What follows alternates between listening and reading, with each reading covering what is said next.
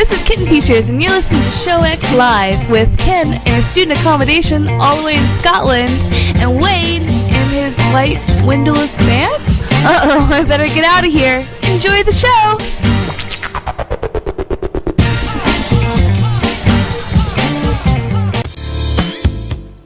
Hello, everybody, and welcome to Show X on VTWProductions.com. It is October 26th, 2014. You're listening on Sunday, 2 p.m. Eastern, 7 p.m. Oh, wait, no, 6 p.m. GMT, as we just realized for Ken. Because, yes, it is that time of year again when we are doing the whole switcheroo back and forth, and it is time zone games. Just so everybody remembers, we do everything in reference to East Coast America time. And so with that EST is what we focus on for the server for all the shows. So whenever we do the time switch, it is on Eastern time. And so unfortunately, those in the rest of the world get to suffer or try to change and catch up until we catch up all of, I think, in another 2 weeks or something like that. We always lag about a week or two from here in the US. So yes, thank you everyone who actually made it, Stoner, and unfortunately Cupcheck having to leave. But we are live, and welcome to the show. Alright, so I am joined as always by our good friend Ken, although I guess today I would have to say it's like Sir Smooth Chillin' Go Hex. You can call me Sir Ken a lot. Sir Ken a lot. How's it going? I'm trying very well. I'm trying out some new headphones this week, I don't know if you can tell, so things are a little bit confusing for me just now because I can actually hear good quality. However, these things are like leaking out some audio, so I'm hoping it doesn't feed back to the microphone. I don't hear anything. I think you're okay. But just hold them right into my head. But yeah, things are all good on this end. This time zone confused the hell out of me. I was suggesting we play an ARAM before. Yes, all of 10 minutes ago. Like, hey, before the show, ARAM. I was like, Ken, we have never been that successful in an ARAM to either win or lose in that time frame. So, that's no. At which point I reminded you, and because you were aware of the time change.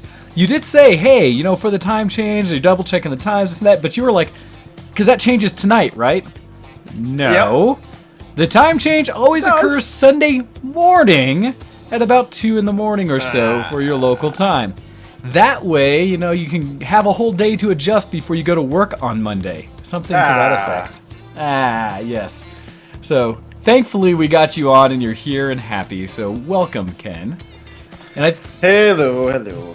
So with that, I think we'll jump right into things with a little bit of functional deviations. So, Ken, what have you been up to this week? Well, I've not been up to an entirely huge amount. I've been preparing for All Hallows Eve, Samhain, the Night of the Living Dead, I don't know. All these different names it may have, but we are preparing for it. You mean the best holiday of all the holidays in the entire year? It's alright. You Americans, by the way, you freaking Americans love holidays. It's insane. Here we're just like... It's Christmas Eve, we better put up the tree, I suppose. Then it's Boxing Day, and we're like, oh, we better take down the tree. And that's it. And then there's no other decorations. Why wouldn't you enjoy holidays? I don't understand what we are enjoying it for the day that it's on. But I just don't understand why you have this special day, then you have the month before of celebrating. That doesn't make sense. Well, so it's not so much that we're celebrating for the entire month, so much as we theme that month around it, so we can do more activities that lead up to it. So when you have things like for Halloween, in fact, I had mentioned before, I went to a haunted house a couple of weeks ago. Things like that, we don't wait till Halloween itself to do a haunted house.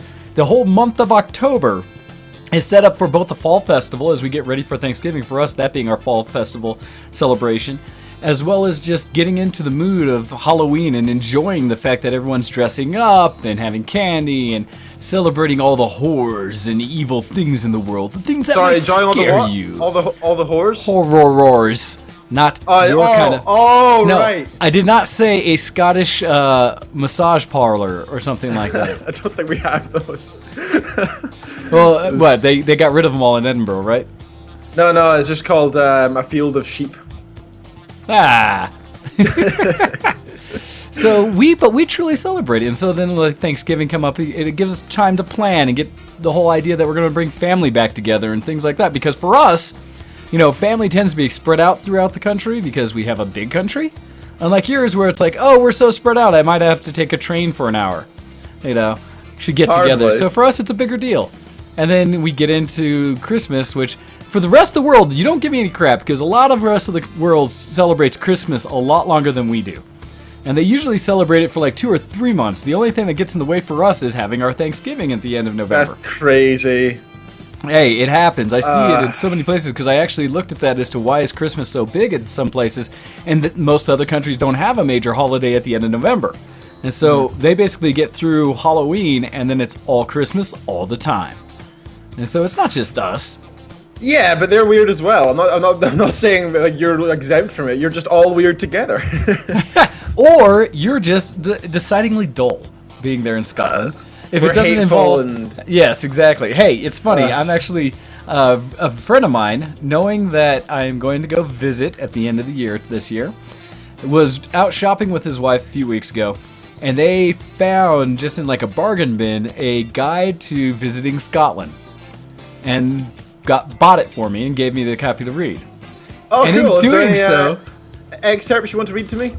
Well, I don't. I have it at work. It's one of those things I take with me when shame. I'm like waiting for something else to process. This every once in a while I'll read a little bit. There's not much to understand. Well, no, it's funny because it actually goes through the history of Scotland first. It talks about this whole the whole past with the English and everything. It talks about Ireland and how Scots have basically gone all over the world, where there's more people who identify themselves as Scottish outside of Scotland than inside Scotland.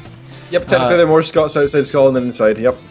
All of these kind of facts, so it's actually quite interesting. But it's also, if nothing else, it's given me that the history of Scotland is filled to the brim with battles, wars, and just constant conflict. Mm-hmm. Every clan, every house out there is trying to take leadership at some point and involved killing everyone else. And it's great because some of the stories of like the heroes and things that have gotten outside of Scotland is things like when you talk about Braveheart, and it talks about William Wallace and Robert Bruce and everything like that, it talked about their history. Robert the Bruce. And it talks about how long each of them were in any kind of power, and it is hilarious how short most of their power things were. Well, and like Mary Queen of Scots, right? And her whole history, how going off to France and growing up there, and then coming back and taking on multiple lovers while she came back with multiple men killing each other so they can win her fame. or her... Understandably, her power, yeah. Because apparently she was an attractive woman and everything. But even then, she was only in power for a number of years. It wasn't even like she had a dynasty that went on very long. And she died, when she went and got in with her cousin or someone that she took refuge in, who put her up in the tower before eventually coming up with trumped up charges to get her beheaded.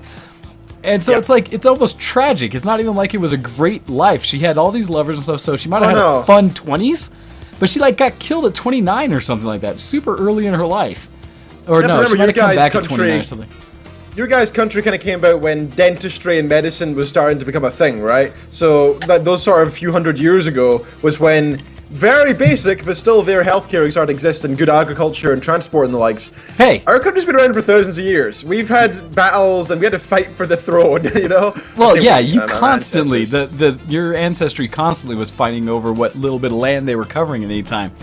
Well, the other piece, you talk about medicine, things like roads and stuff, so thank you, Scotland, for designing some of the first transportation of roads and creating good roads. Thank you for providing penicillin. Was it? Well, chloroform. Penicillin.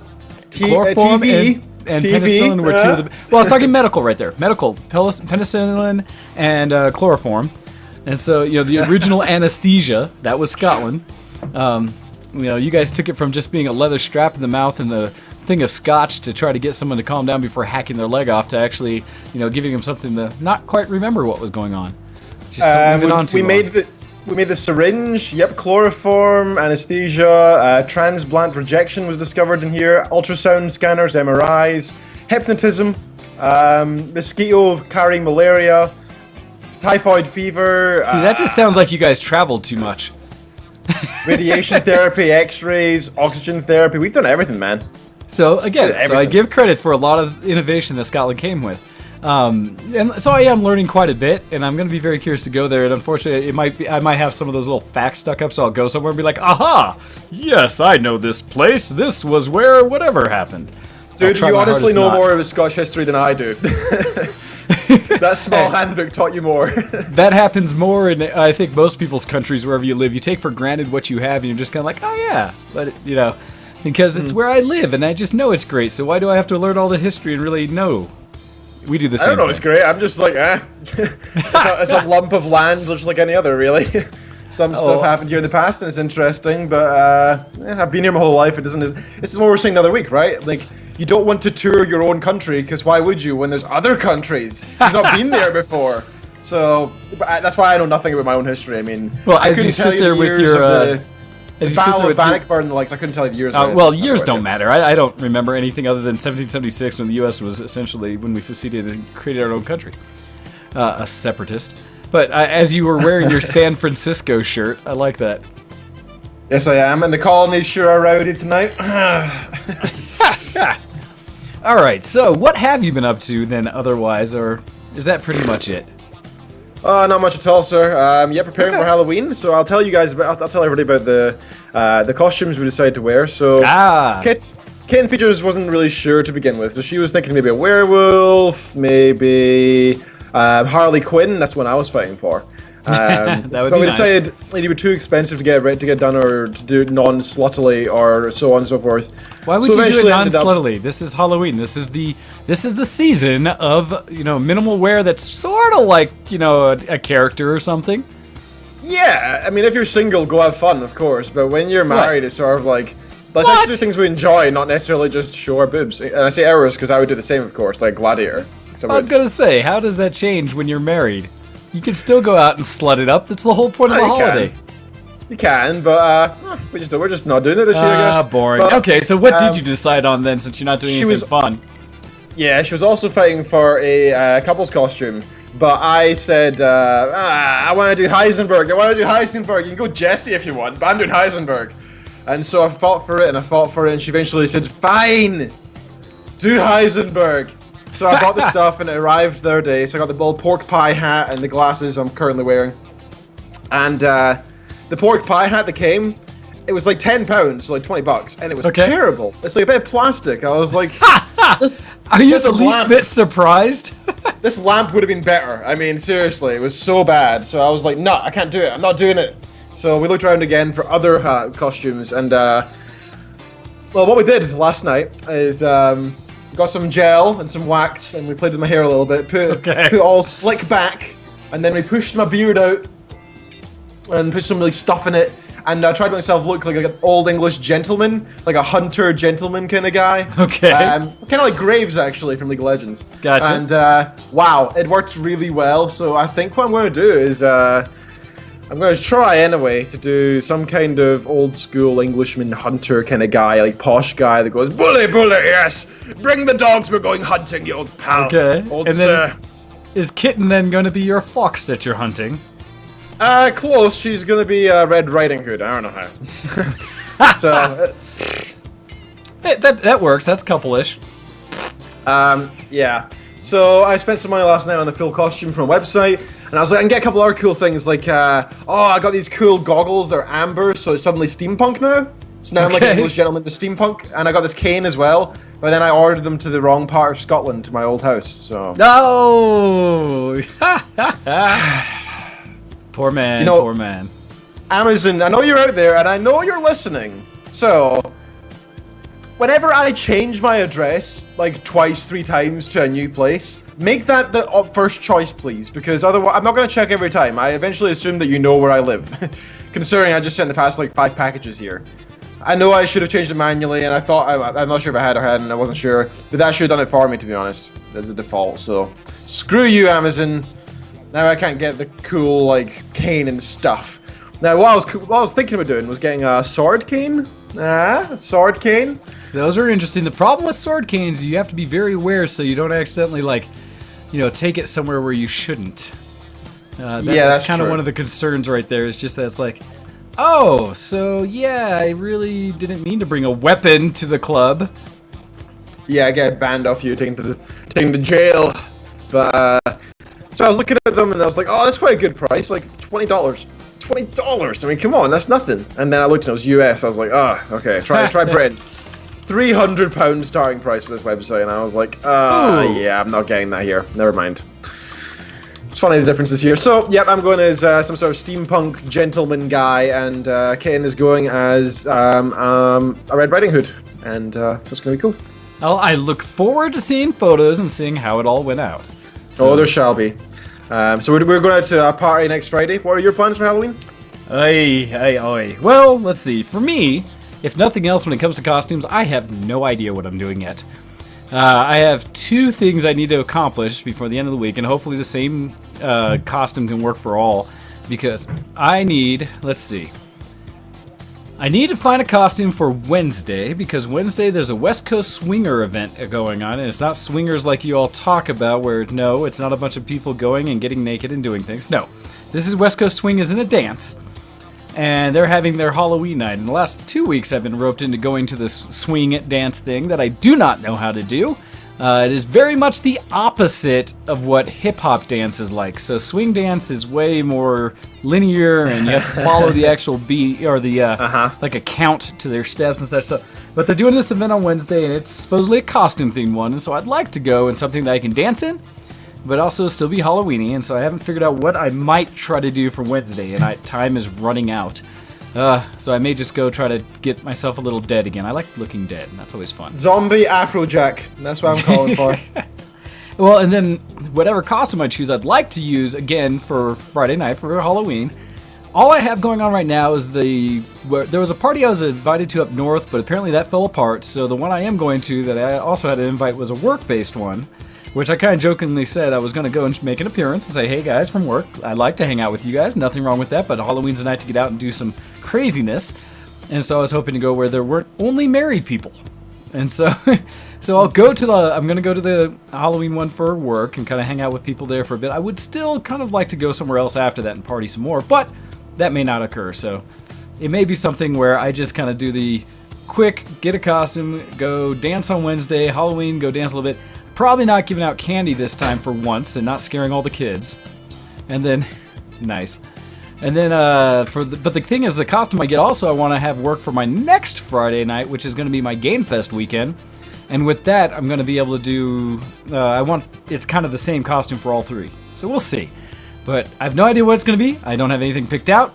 I was this close to trying to get a, you know, the onesie type, I forget what they're called. Oh, the morph suits. The one-piece morph suits.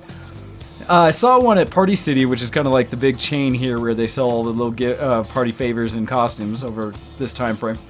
And they had a morph suit that was a Minecraft creeper. Oh, that's cool. So I was tempted to get that because I thought that'd be comfortable, fun. I could run around just going everywhere. But when I was trying to get someone to help me to actually get the costume, everybody was busy, I guess. So I lost patience and left. Aww. Yeah, exactly. Well, there's still a chance to get someone online if you go for next day delivery kind of thing. There is, but there are a lot of places here where I could get a costume. I mean, we have some really good different Halloween shops that are dedicated to it. So I may still just go grab one. And yes, that's a good link you post up of many, many types of morph suit. Gosh, they've got nuts with morph suits now. Yeah, so that one I just linked in the IRC. If anybody's interested, just Google morph suit bear, and you'll see the creepiest bear morph suit you'll ever see. Zoom in and look at the face. It's quite good in a way, because it's clearly like a photo of a bear put over the morph suit. Yeah, very poorly put around the morph suit. It's so bad.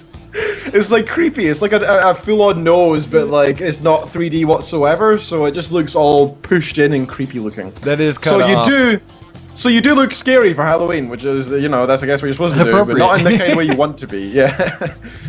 So check that out. It's good fun. I was gonna say the one I liked on that site, well, there's a few. One, I actually really like the Crisis Nano Morph suit on that one. Kind of the first one they show for men's costumes.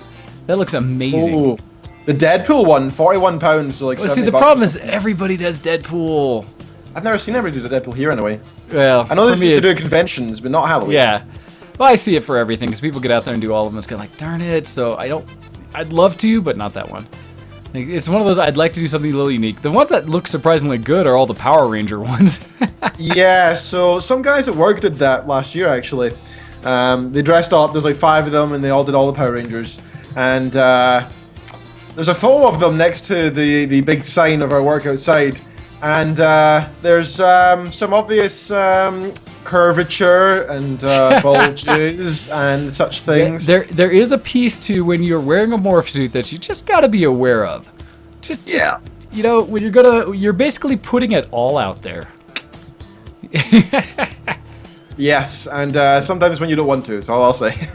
Yeah, so sometimes better than others. But so part of me wanted to do a morph suit, and if nothing else, what I like about morph suits is they're a great base for other costume pieces because it covers all the little gaps that you might have in costume if you need something a specific color, things like that. So tempted, but I can't see myself getting it all together in time. So I might come up with something very last minute. We'll see.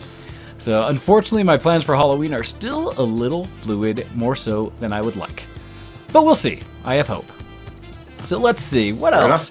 So outside of Halloween, things I've been up to. Well, I'm really sore today. I wonder why, after looking at all the photos on your Facebook. Yeah, exactly. I went for a run last night. It's something that I had purchased. It's great because I accomplished my main goal this year, which was to do 3 major running events. So I did the Boulder, I did the Tough Mudder, and now I did the Blacklight Run.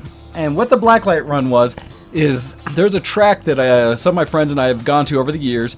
It's one of these world famous quarter-mile tracks to kind of test how fast a car can accelerate. And they do everything from just your personal cars all the way up to top fuel drag cars, jet cars, you name it.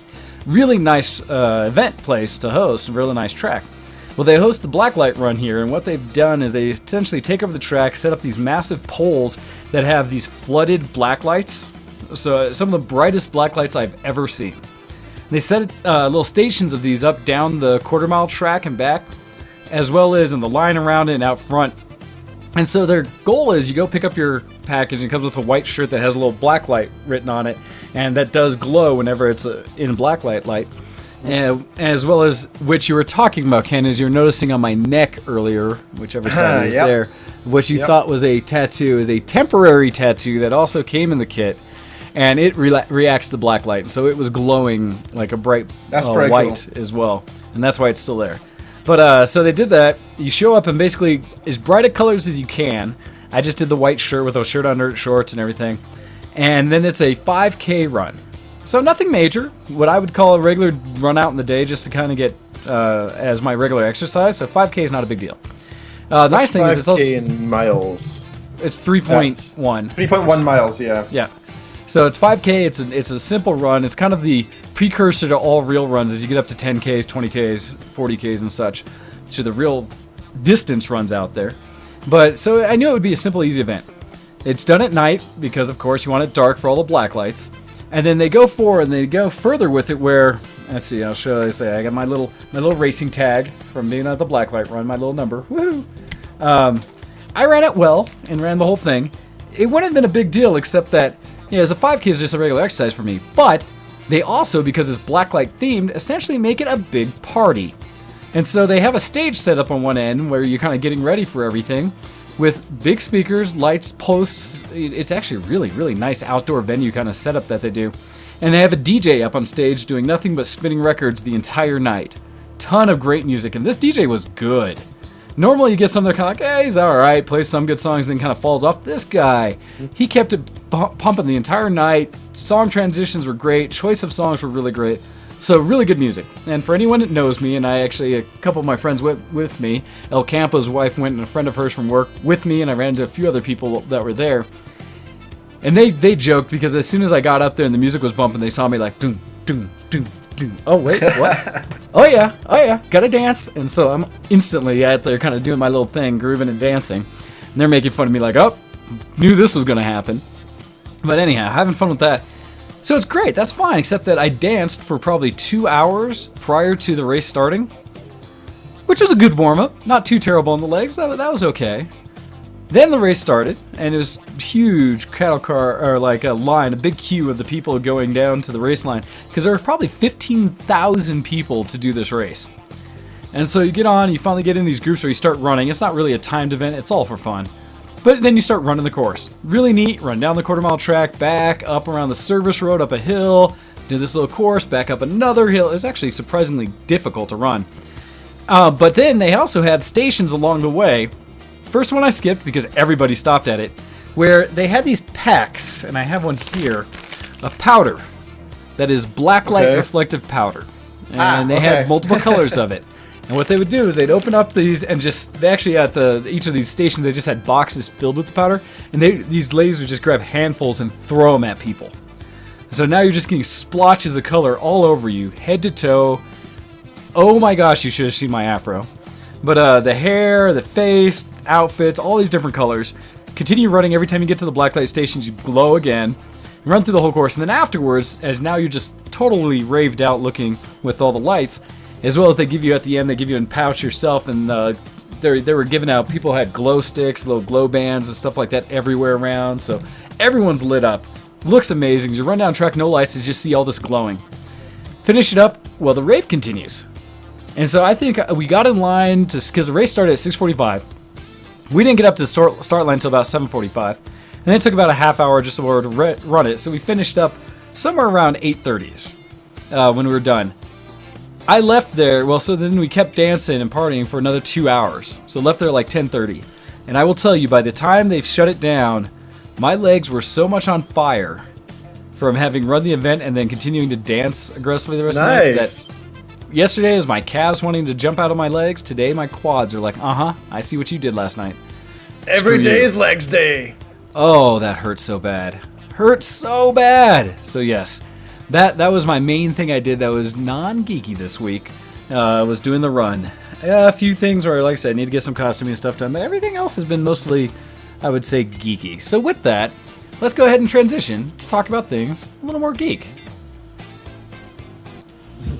I'm a geek. Are you a geek? Geek cred, level up! So Ken, actually we should start back a bit, because we did not get to mail last week. So we should probably catch up and do our mails. Yes, we should. Alright, so I'm going to start things off right away with one that has no subject, which is very odd. Ominous, even. Yes. Darsana Event 1. Satellite site. I cannot say that right. Let's see. It would be Aarhus, Denmark. Resistance Rule, Enlightened Rule. This is not as fun since Ken started slacking off. 215 agents on the ground, 105 resistance, 110 enlightened. And safe to say that the enlightened got their pretty little tails handed to them. Not only in, Aarhus, but also in Prun, Bern, Vilnius, and in primary site Brussels. My team ended up in 2 duels over volatile portals with our local toads that had come to town for the anomaly. It was pretty epic. Now you two, this was last week, so 3, Brew Guy, start playing Ingress. Lots of love. You know what? I will play Ingress as soon as they make a iPhone version. So yeah. There is, I'm sure, isn't there? I thought no, there was it's Android only. Android only. And if it did come out, it completely missed my my radar. But yep, it's on. Did they finally have one? Yep, I'm looking at it now. It's on iTunes. Link All from right. the IRC now. Ha! Then I will acquire it, Pusa. I will grab it now. All right, sir. Yeah, so that's cool. Speaking of Ingress, actually, there's a guy at work who my manager leaned over to me and said, "So, Ken, have you ever heard of something called Ingress?" And I went, yes. I played that far too much and then far too little, and then I've stopped. And he goes, "Okay, so what is it?" And I said, "It's Google's way of farming your data more easily." And he went, Keep track now it of all you. makes sense. This free game from Google. Yes, ways to track you throughout your life. And that's the basis of it. However, it is fun, and you have an Android anyway, so they're already tracking you, so you may as well make the most of it. Yeah, if fair you're enough. Android, you've been in their market since you bought the phone. You may as well gain benefits from it. Yep. So that's good. Keep it up, Pusser. But change sides whenever you have the ability to. Dear Mr. Wayne, the guy of brews from last week, and Dr. Lord Reverend and Bachelor of Science, Kenneth Neil Reid II. Greetings from Southern Ontario. I got shiny new internets from Rogers, or is it Shaw? I don't know. All these companies own each other and keep changing names.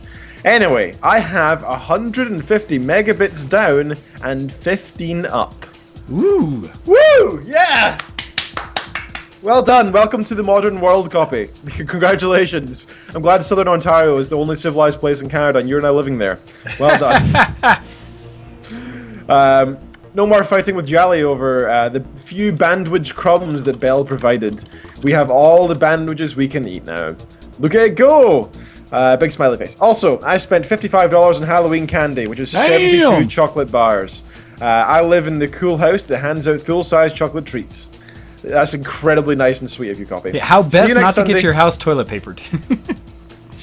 Or she says see you next Sunday. More like, see you today, much love. The original Copy, still playing Phantasy Star Blue Burst as best character Atlantis Greyfield.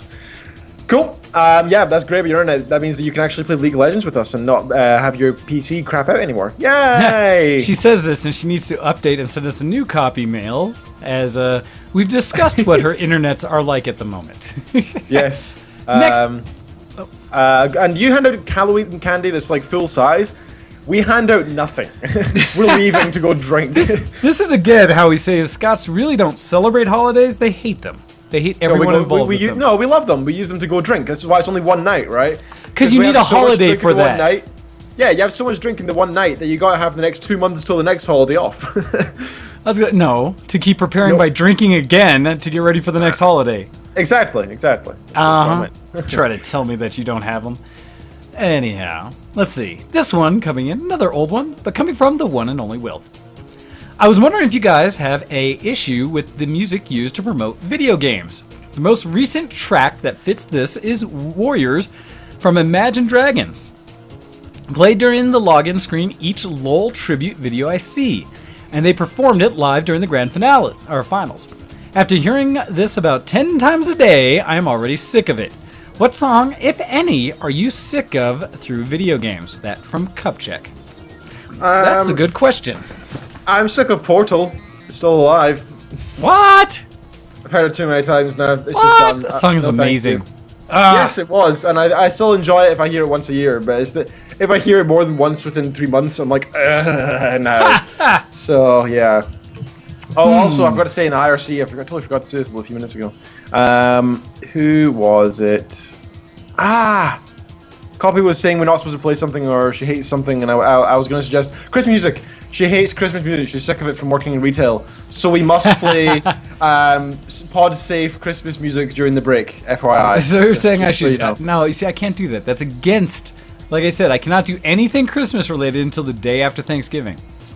Not at all. I say go for it. We are the show X. We do X-rated things and crazy things like put Christmas music early. We're mental. Oh, it just makes me feel dirty to do something like that. Do it. Just to annoy Copy. And myself. Do the Jonathan Coulton one, I think he did one. Podsafe one. Anyway, yes, so the Warriors from Imagine Dragons, I love that song still. I know Kitten's sick of listening to me listen to it. But I know I still love it. I love the live performance, and to be honest, it's the stuff in terms of stuff published from Riot. They only did the login screen, the music video, and the concert, which is kind of fair enough, really. Anything else is fan based, and that's because people love it for a reason. It's a good song, and it's inspiring. It's supposed to be. It's supposed to be a tournament, you know. All these people coming together to a tournament and trying their hardest, being the Warriors. So no, I'd say still definitely still alive by Jonathan Coulton. I'm sick of. How about you, Wayne? You sick of anything?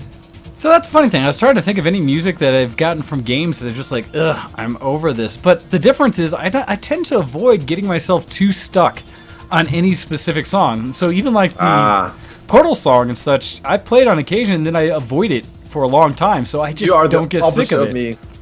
See, I find a song I like and then I listen to it on repeat for like 3 weeks and then I'm done. And that's the reason I don't do that. I do that just long enough to learn a song. But I never do that to try to get sick of a song, to like overhear it. No, I don't try to. It's just everything else I'm sick of now, so I must go look at the new one. And then eventually I'll put it onto my favorites playlist on YouTube. And then I'll put another one on top of that, then another one on top of that.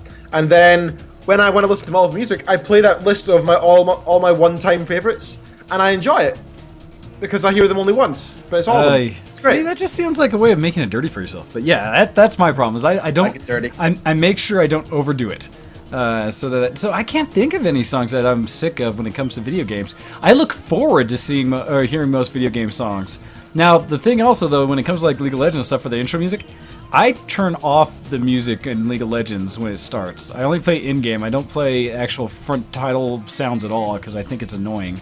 to always be blasted by it. Every once in a while, I'll turn it on just long enough if they do a new one or I hear about it. I'll be like, okay, let me hear what's new about it. But otherwise, no, I don't listen to I mute it through Windows so it stays like properly muted just because it annoys me so much. I totally agree. So, yes. Totally agree. All right, sir, next email to you. Sure thing. Yes, this is again from Mr. Cupcheck. So, a huge mistake followed up by a huge mistake. So here I am typing this out to you at 22:20 or 20 past 10, the night of Friday, October 24th, and our own lovely Canadian gaming pixie is at it again. As a trip to Nashville was quickly cancelled due to several emergency vape repairs, I mentioned to the mistress of Steam copy. I love that. Nice. That's a good way to put it. She is the mistress of Steam. What's that? MOS? Okay. That I couldn't wait for the holidays Steam sale so I can pick up one game that I've been wanting for almost a full year. She started to poke and prod me to figure out the game I was wanting to get, but I told her that it was on my wish list. The Binding of Isaac Rebirth sitting at the top of the list. As I was installing drivers after a mandatory defrag and clean Windows Vista install, I took a nap, only to be quickly awoken to jump back on Skype to tell her that the Isaac game that I wanted for myself. Wait. To tell her that was the game I wanted for myself. Yeah, okay. Why was I in a rush to tell her this? Because I was afraid she would buy everything on my list to make sure that I got the game I wanted for Christmas. That is very copy-like. Equally warned, yes. She does too damn much for the community of VTW, and how can I think about giving her something in return? Buy the following. Sunday is my brother's 31st birthday. Hey, so that's today. Congratulations. Happy birthday, Yes, happy birthday. Cupcheck's brother. Happy birthday. And if everything goes according to plan, we'll be drinking into the wee hours of that particular night, only to schedule no League, no Smite, and not even Hearthstone, but the Hangover Recovery Party of Cards Against Humanity online version. So, Danger Zixie. yes, let me know if in the IRC of your game, and I will see you on Vent tonight, Cupcheck. Cool. And unfortunately, I Dennis think Cup has already taken off to go do the revelry, because he did mention that first thing, that he was going to have to leave us. So, have fun, Cup! Don't die. Enjoy yourself. And, ooh, Vista. Blech. Yeah, no doubt. Ugh. I think Copy, stop buying I people hear things. Bob. Yeah, copy. Copy, Save your stop monies. I have a whole discussion I need to have with you about financial responsibility. Anyhow, next email. Geek Cred Update. Hail the champions of X. AgriSSW here with a quick Geek Cred update from last week. As I mentioned in last week's email, Ambrosia and I entered my Space Wolves that she painted into a contest at our local Games Workshop store. Well, I'm thrilled to report that we won bronze! Epic shout out to my loving girlfriend, Ambrosia Hartman, for doing such an amazing job, and congrats. And on a final note this week, I ordered my Shining Armor Cutie Mark tie and got my girlfriend a hairband with a crown, ears, and horn for her Princess Cadence outfit to wear to the Grand Galloping Gala. Thank you again, sirs, for reading this out on air, and keep up the great work. Thank you very much. That coming from AgriSSW level 90, Human Paladin Guild, Civil Warcraft, Shattered Hand US, and Thaddeus, level 21 Worgen Warrior Guild, Silverwind Crusade on Moonguard US, the Paladin of an Ambrosia Heartnet. Thank you, as always, AgriSSW, for writing into the show. I do love Final these emails. email from you, Ken. Unless we get another one, this is the final one. Dear Ken and Wayne, hope you find gentlemen are good this week. I have a few geeky things to talk about this week. You totally missed that with the subject. That was totally meant for you. Yeah. Geek cred / freedom! Dear Ken and Wayne, hope you find gentlemen are good this week. I have a few geeky things to talk about this week. Firstly, I have been doing even more Warhammer 40k and I've been thoroughly enjoying it. Secondly, my costume for Halloween, my costume will be Dr. Zed from Borderlands, or also known as... Your turn. Oh, I thought you were going to let me do that one. Borderlands! I was wondering when you did it in such a sing-songy voice. I was like, what? Yeah, I don't know why. I was used to doing the Freedom one, so it was in the same tonality, you know? I'm not good at switching over that way. And I have been playing pre-sequel, and it is absolutely awesome. It's not perfect, but these days, what game is anymore? There's lots of good games out there. Last but not least, I have a new device. I picked up a Samsung Galaxy Tab 4 7-inch. 7-incher. It's not that big, is it? Is it, Wayne? It's not the biggest. I don't know what you're referencing. just saying in general, it's not that big. I say, I don't know. I'm getting an iPhone 6 that's 5.5 inches or whatever, and that seems like it's going to be huge. Embarrassing. And it's great. It's great. It's really helpful for every day, and I'm using it for the university with Evernote to sync up all my designs and notes for my cool game development course. Currently, my huge project is to do the level design. Our main character is a female, and it's FPS based in a lab in the future. We're still working on things, but we have end bosses. But the concept is that they revive several dragons and plot to end the world. These dragons are cybernetic and are using modern powers, the world. such as plasma and death raise their powers. Use a full stop, man! Oh my god! That was a hell. That's not done yet. You're not even done. No, you got to keep reading. Start from Okay. death raise their powers. There's like 5 lines. Keep going. You take a deep breath. You can do it, Ken. Let me go from the start. Okay, you ready? Wait, where did that Okay. line start? Currently, my huge project is to do a level design. Our main character is female, and it's an FPS based in the lab in the future. But we're still working on things. But we have end bosses in the concept that they revived several dragons, and the plot is to end the world. These dragons are cybernetic, and they're using modern powers as plasma and death rays. Their powers are still in development, but my team is having lots of fun. The project is due on Thursday, and we're just crazy. It's just going crazy. It's a ridiculous fun. Now there's a I'm breath. so glad. There's a comma. Yep. And I am so glad to be passionate about making games and can't wait to do it for a living after my 4 years. Hey, he threw you a bone to put one comma in there before the very last piece of the that was sentence. good. I would have drowned in words otherwise. Oh man, stoner dude. Oh, some full stops, please. Finally, you know what's going to happen? People are going to start sending emails with no full stops. Yeah, it's going to be a single intentionally. block of text, all wall, no quote or no punctuation at all, and we'll make Finally, sure Ken reads all of those. Thanks. Finally, before I go, I thought I would let you guys know that my relationship with my current lady friend is pretty much over. I tried my best, but it wasn't enough, so I am enjoying sweet, sweet freedom from your IRC rep, the Mighty Stoner. Thus No, the good. freedom. That's good, sir. That's Yep. good. Glad to hear it. It's good Not to have many- that not- clean cut. Yeah, I was gonna say, not many a first relationship tends to linger on. It's almost always your practice as you get into new and exciting differences and find new people. So, Just enjoy your freedom, enjoy uni life. You've got a new, fresh leaf yeah, here, so do especially at enjoy the it. age you're at, shoot. Anyhow, Yeah, dude. thank you everyone for the emails. We appreciate it, even the long run-on ones. Ken, what have you been doing geeky this week? Well, I've become the Hacksaw, the Tilete Hacksaw. Okay. Yeah, so I've been playing around with a bunch of tools, and I've been doing a lot of reading in the past couple of weeks about this kind of thing, and I'm hoping to get into some penetration testing for my, for my career at some point.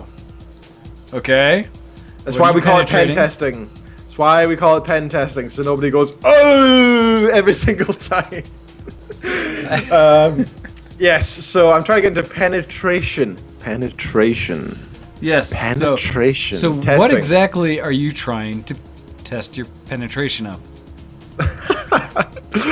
I'm trying to poke around with. Well, so far I've managed to do a man-in-the-middle attack between a router and a laptop. It's not helping So- to go from penetration to man Not in the middle. entirely. Nope. So I performed the man-in-the-middle attack, which involves me using a special operating system and a special little bit of software with a special few lines of command, which basically says to the router, "Hey, from now on, make sure that this guy sends all his stuff to me, and then make sure you send all your stuff to me, and then we switch over to each other, so I get everything, so I can see everything going in and out. That way, I interpret it all. So whenever I see somebody send an image, or somebody's looking at a website or whatever, I can see what all the pictures they're looking at, and it shows on my screen. I tried out with a few different things. Turns out it doesn't work with Tor browser, which is interesting considering that's the Onion router, you know, so it does root around and bounce around servers, so it is encrypted. So obviously you can't see that, so it makes sense, that's good. That just shows how secure Tor is if my first obvious basic hack doesn't work already on it. Chrome works fine. I can pretty much see everything so long as it's not HTTPS, so it doesn't say that in the address bar. I can't see anything from that. There are ways around it, and that's the next step, but right now I can't see that in the basic way. However, so that means Facebook's free, that's fine. Gmail's fine. Our forums and our website's not. So I can see everything on there. People, for some reason, want to look at, I don't know, a private forum or something there, I don't know. Where else? Places like Funny Junk and a few other places I can, and I tried various, let's just say, websites out there, and yep, I can see all the images, the interesting images popping on the screen, be they dogs, puppies, or... Well, now, granted, these were all things you would see anyways, because you had the login credentials, but what you were doing is essentially sniffing all the traffic from both sides through your man in the middle, right? It's nothing to do with login. What I'm doing is just because I have a connection with the Wi-Fi, that's all I need. Well, but I mean, the test you're doing, were you able to get other people's information or just your own? No, other people's. So long as it's not encrypted, you can read it. Oh, yeah, it's that easy. You should be able to read anything. I didn't realize where you had stuck your man in the middle, so I wasn't sure if this was a contained test, where it was something you were just doing in like a lab situation within your own, or if this is something you kind of did in the public space, just to see if you could do. That would be illegal. As long as you have permission, it's within your own domain, that is fine. Like, I would never, ever do this at work or anything, and I would never, ever do it in a coffee house or anything like that, because that's where it becomes illegal. You would never stick a bunch of Wi-Fi sniffing gear in the back of a backpack with a laptop attached to it, openly grabbing every bit of information that can happen anywhere, like at airports. Oh, it'd be so easy to do. It's what people do. It's scary. When people talk about getting things ripped off them, one of the worst security flaws out there today is still the RFID tagged credit cards. I've learned that as well. Those are the worst things in the world, because every time I've had a credit card stolen, essentially a number stolen, has been from my credit card that had the RFID tag on it, which I cannot request for them to not send me one with an RFID. It's like, could you please not broadcast my information? That's crazy. Oh, it's totally secure. People can't see it unless you're right up close, unless I have a high gain antenna that can catch anything within, hundreds of feet of me, which anyhow. So I was reading about that kind of hardware as well. Actually, there's this thing called a Pineapple is the name of it, and this hacking piece of gear called the Pineapple. It's not actually called. It doesn't actually look like a pineapple. It's more like a box with two little antennae coming out. And what you can do is you can focus it in a direction and say, sniff the Wi-Fi for the next mile that direction, and it'll pick up all the Wi-Fi. And then you'll say, okay, that's the coffee house, that's the one that's unencrypted, I'm going to connect to that one, and that one as well, and those three coffee houses, and that one bank. Why is that got unsecure? Who cares? Then you sniff all and do what I was just doing, and it takes like, took me an hour to work out to do it all. No problem. Yep. And you can just take in all that information, and it's so scary that that's open and available. I mean, it made me realize my home network's not secure whatsoever. Not the slightest. There's a lot of things you can do to help it, but it's one of those things that if someone really wants to target you specifically, there's not much you can do to stop it. You may be able to foil them for some time, which is why you put security on all your systems, because you're trying to get the people, most criminals, most anybody will go after the easiest targets. Yep. Unless you have some way of showing that it looks really enticing, they'll probably just grab the people around you that aren't thinking security and get that done and then go about their business. So you normally don't have to worry. However, at the same time, you should always be aware. It's why you should always turn your Bluetooth off on your phone if you're not actively using it. Another one of the least secure things out there. Just you name it, and only connect with trusted Wi-Fi. I've also learned how to do brute force attacks onto websites. So, for example, our forums, I'm going to say I did it for 5 seconds to test it out, because it is our forums, and I just wanted to see if it would just go off, and it did. It just worked fine, and it's crazy that would just go. I was expecting to get banned instantly from the server. I'm guessing maybe it's 10 attempts. It did like 3. So it would have banned me eventually, but it works. You can just set it to go and just put it in the website, and it's that simple. Yep. It is scary. Well, but that's an important part about it, because what you're doing is whitelist hacking. You're doing the white hat, which is essentially learning the skills that people use to find security flaws so that you can better shore up your defenses against those kind of hacks. Yeah, it's an important thing to do, and so by all means, I support the fact that you're doing it, and I hope you do test ours so that we can find better ways to implement the things that we have on our system. We're fortunate because we don't have a lot of people trying to target us and take us down, although at our show Xbox, apparently we are the most, important site out there for spam now because of all the things we buy. I don't know. But I should stop buying dragon dildos with the show X inbox. Exactly. That might help us with whatever sites keep pulling our information so bad. So anyhow, but no, that's very cool, and I kind of wish Kuro was listening right now, since he always does the security things and knows about these kind of projects. I'm aware of them. I've never done any of the hacking myself or tried to learn the specific security skills. I am curious. I'm sure you've heard about, all the different kind of conventions they have where people get together to discuss security. Yep. Issues. Have you gone to any of these? Is there something you're looking at? I actually watched a few of them online, some of the events and the likes, and it's quite interesting. The guys who go, I was expecting to be a professional corporate thing. Half of these things are just nerdy guys who go up and swear constantly, and they're wearing t-shirts with gaming logos, and I'm like, what? They're still true hackers. It's not just the corporate hackers, although they're running around too. Well, the reason I asked is because I was wondering if you've heard of DEF CON and ever thought about going. That's the ones I watched, actually, yeah. Because that's something that Kuro and I have talked about, and we were thinking very heavily about maybe trying to attend next year. That'd be great, yeah. I thoroughly enjoyed to hear about that. But whatever you do not bring your laptop or your phone or anything. Just come a pad and paper, like nothing else. So people, what they usually do, and it's funny, is the best things people do for phones, they bring burn phones. A lot of people will sign up for the little throwaway, prepaid phones kind of thing, and just bring one of those to the convention so that they can still get in touch with people, but it doesn't have all their information in it, and everything doesn't get swiped. Because that is one of those opportunities where people gather a bunch of hackers with all the equipment where they're specifically talking about security flaws and issues, and they will show you all of yours. So be aware. Yeah, and there's two things left with this side of things. I have successfully hacked into my own Wi-Fi. Okay. Which is kind of silly, but I managed to do it. I just told my computer, okay, run, and here is the local Wi-Fi. It could already see who was attached to it for some reason, which is crazy. You think you'd have to be secured, but I could already see the name of my Mac and its address and stuff, and I was I could already because it's broadcasting it over Wi-Fi, so you can see all that. That's crazy. So I can already see all that, but so what I just said is target this and go, and I hit go, and I left it for 5 minutes, came back, and I'd worked it. And it's SS, and then that was full security. That was whatever it's called, SSL, WPA, but WPA. Yeah, WPS and the likes. Yeah. Yep. And it was full security, and it only took like 5-10 minutes. Probably because it was a bit generic password, but still, how many out there are gonna like that? I could just run that on the neighbors right now. Yep. I would. Again, it's illegal. I would never do that, but I could do that and hook in and then never have to pay my own. And then I could see all the stuff they're doing and then watch their bank transactions, get their usernames and passwords, no problem. Crazy. Yep. Absolutely crazy. That is one of the bigger threats out there, and so I'd be aware of your actions and what happens. One of the things on your own router is also always turn on your logging. Because if you do ever expect something might have happened, you can go back and see who's connected to your router. And so if you suddenly see a computer you don't recognize, that's probably the first direction you want to look. And things like that. So anyway. Yeah. Or just, tell it only have these IP addresses ever. Yeah, there's a lot of other ways to really, lock down your PC so that you don't, or your internet so that people can't get into it. And if you are ever going to use internet banking or anything like that, use HTTPS, whatever you do, because at least it'll thwart the easy, simple attempts that I can do in 15 minutes, and I'm terrible at this thing. I'm new to it. And I can do it, that's scary, That means anybody could. You could. Anyway, the last bit I did, you mentioned it before, Bluetooth. I turned that on and I located the phone and the iPad in the next room, and I said, okay, try it. That was less than 30 seconds. Well, again, because Bluetooth has no security on it. Nope. The only thing that's secure about Bluetooth, the actual connectivity of it, completely open. Password 0000. Default password for all Bluetooth devices because they never enabled it. And so with that, then the other piece is its only thing that's secure is how secure their programs are written to allow connections. And so depending on what you have running, if you got something that's waiting for a connection, you can exploit that. So I always say turn off your Bluetooth if you're not using it. Oh yeah.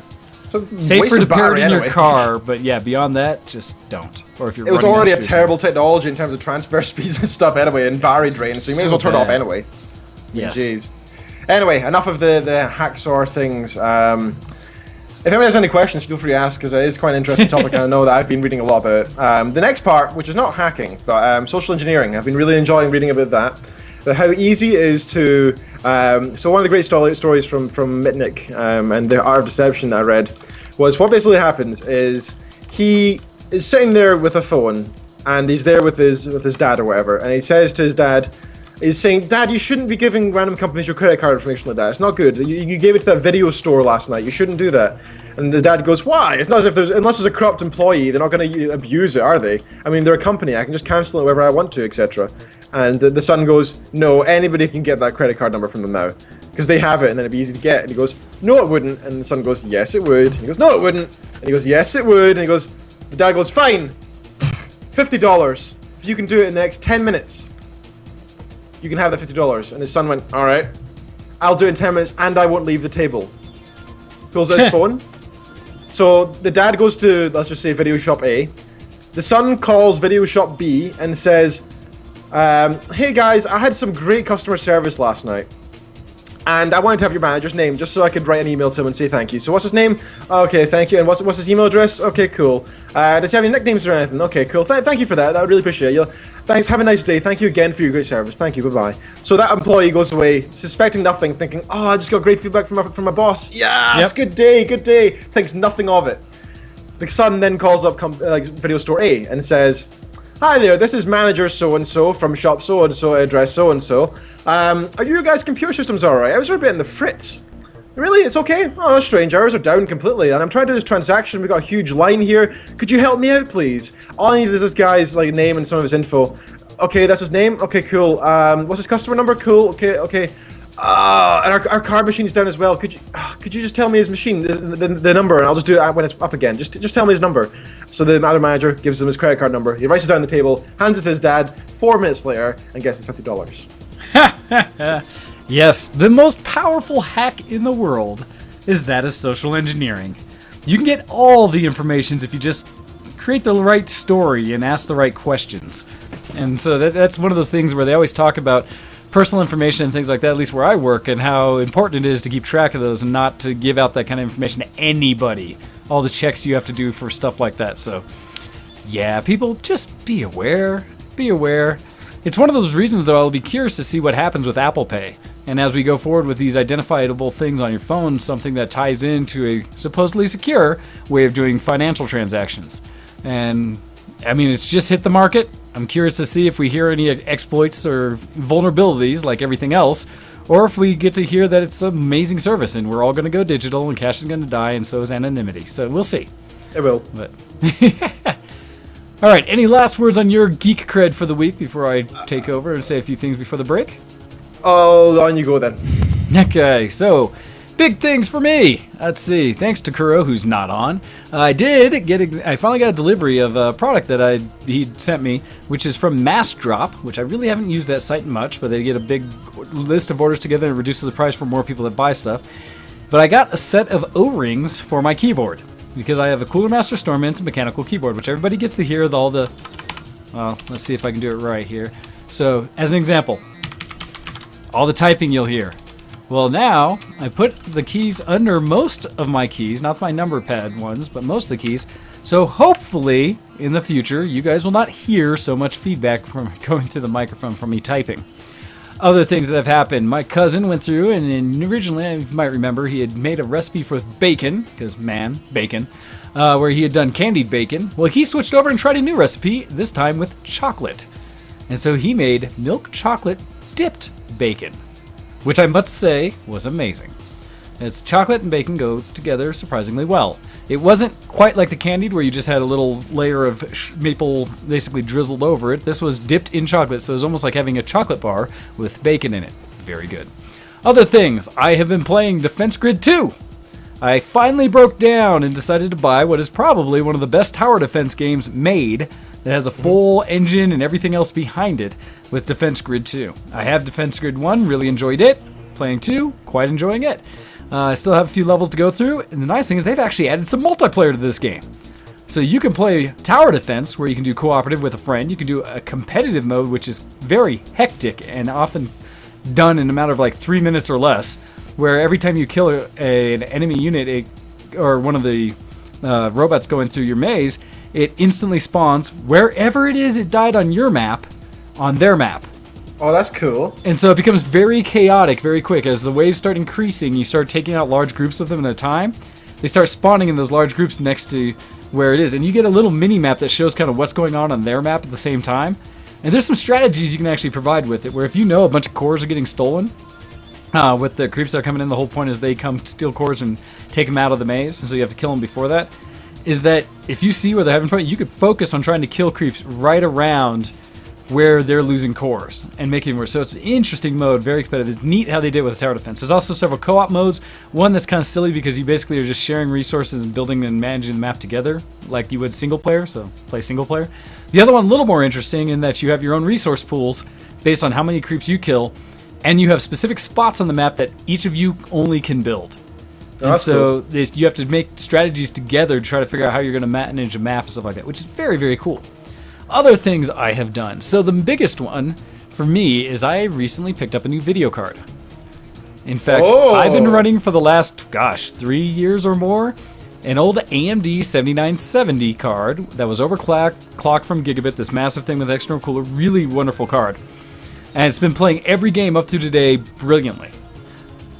So, I'm doing a project where our friend Lieutenant Fork, I'm trying to build her a PC, and one of the ways to keep costs down is instead of buying all new things for her, instead what I'm doing is building her pieces from a bunch of different people. So I'm buying a bunch of leftovers, putting them together, and building a decent PC. Trying to get the cost to stay under $600. That way I can meet kind of that console market that we've talked about in the past. And so in doing so, I'm going to use the money that I'm essentially taking from her to upgrade my PC, somewhat, little bits, and downplaying all the pieces to her. So she's going to end up for the $600 with a Intel Pentium i5. It's like a 3.2 or something gig processor, 3 gig. But an i5, it's going to have 8 gigs of RAM. She's getting my 7970 card. So that's got 3 gigs of video RAM on it. She's getting a 2 terabyte hard drive, case, keyboard, mouse. I think that's pretty much the basics of everything. For under that 600, which should be able to play every modern game out there. And I say this, it's in the other room. I have it all put together, and I haven't been able to get it to show on video yet, but I was trying to get it started on my television, which probably not the best place to try to build a new PC. I need to plug it into a monitor. That way it actually works. But yeah, so I still have to mess with it. But in doing so, I decided to upgrade it, and for the first time in at least that many years and longer, I think, I'm running an NVIDIA card. Good man. Good choice. In fact, I'm running an NVIDIA 970 GTX. Oh, that's pretty sweet, dude. It's making me happy. I must admit. NVIDIA 970 So GTX. it's their newest line of video cards. The 970 and 980 are the ones that NVIDIA's just come out. They skipped the 8 series for her PC desktops. They just only did that in laptops. And so the 970 is kind of their budget marketed one. It's about $350 right now on the market out there if you go find it. The one I have has 4 gigs of RAM. It's an overclocked version, so I paid $360 for it. Another gigabit. And it's funny because the old 970 I had was massive. Thing took up the whole case. The 7970. This 970 is bigger. Oh, this is beautiful, dude. Well, so here's my real world review for everybody out there. I did right before I did a bunch of the synthetic tests. So I did 3D Mark 11, 3D Mark the new one. I did Heaven Mark. Each of those for the different benchmarks, kind of get a basis for it, as well as I know what I've been getting out of all the games I've been playing for however long for performance. And so, like League of Legends, as silly as it is, right? I normally with my 7970, I was running at 150 to 190 frames per second because you need that. Well, with the new card, I'm consistently running about 190 to 250. And then when I look through the synthetic benchmarks, it's hard to see because in some cases I see the peak FPSs were similar, although 970 could get more out overall. I was getting I'm seeing about a 30 to 50% performance increase from my 7970 depending on the game I'm playing. Which has prompted me now to try to go through my entire library to find any game that was giving me trouble and see how it's performing. Now note, I'm still limited on the performance of this card because I'm still running an original i7 920 that has the slower PCI Express bus. It's not one of the most modern fast ones. And so I'm not even given the full memory bandwidth that the card's capable of. But so far, I've been pretty damn happy. One of the games that's really benefited from it has been Star Citizen. Because Star Citizen, I was playing that one, and go figure, I put everything on max anyways all the time, even if it's a little choppy. And I have now been able to play the racing modes, which has been the real big deal for me. And it's smooth. It's not... I could probably still be faster, but I'm cutting frames that are closer to 60 more often. There's still games that are going under 60 frames per second. They'll dip. Assassin's Creed 3, I think I'm seeing it dip into the 40s at its hardest, but it's still way smoother than it ever was. And I'm jealous now because while I'm running 1970, my friend El Campo recently just built a new PC with all the latest gear. I think he spent like $2,000 on it or so, and because he got an i5, whatever one of their max ones besides it being one of the unlocked ones, not the biggest one. It was like $300 or $400 for that. Put on 16 gigs of RAM with the new DDR4, and he put a pair of 970s and SLI in his PC. Ooh. And I got to see him playing it, and I was kind of like, oh, that's smexy. And now, unfortunately, both he and I are looking out there for new monitors that can actually take advantage of this speed. Because the other thing that the newer chips have is they finally have the HDMI 2.0 spec, so they can push 60 frames per second to a 4K display, which if the HDMI 1.4a or whatever it was up to, can only do 30 frames to a 4K. So I'm now looking like, ooh, Dude, where's a good like 30-inch 4K monitor I can get that'll do 60 frames per second? No, dude, you gotta stop. I'm getting aroused on air. You gotta stop.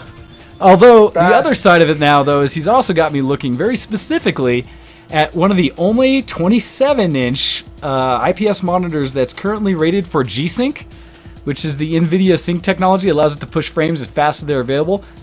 And there's one, and it's partly because I've seen Pause 2142 game on his games, and he's got a specific monitor that's a 144 hertz refresh. And having seen how smooth and smexy that is, yeah, because my current Asus that I'm running is good, but I think, oddly enough, my monitor is the limiting factor right now for how beautiful my games look, for how fast they refresh. It's not a bad thing, though, to be at that stage. Not bad, but man, I'm starting to look at that. Because the problem is the 27-inch I'm looking at, that it's not 4K, but it's that next resolution up to 2000 something by 1600. Yep. But at the same time, it's like $750 for that monitor. And I really can't justify it. Can't. Well, I'll always remember you're my friend, so I can give you the friend and family discount for the company in which I work. Yes, but you guys don't have this monitor, I don't think. I have to look. No, we do have some nice monitors, though, actually. You don't have a G-Sync enabled 27-inch or higher 3K or higher set, which... don't know. We'll see.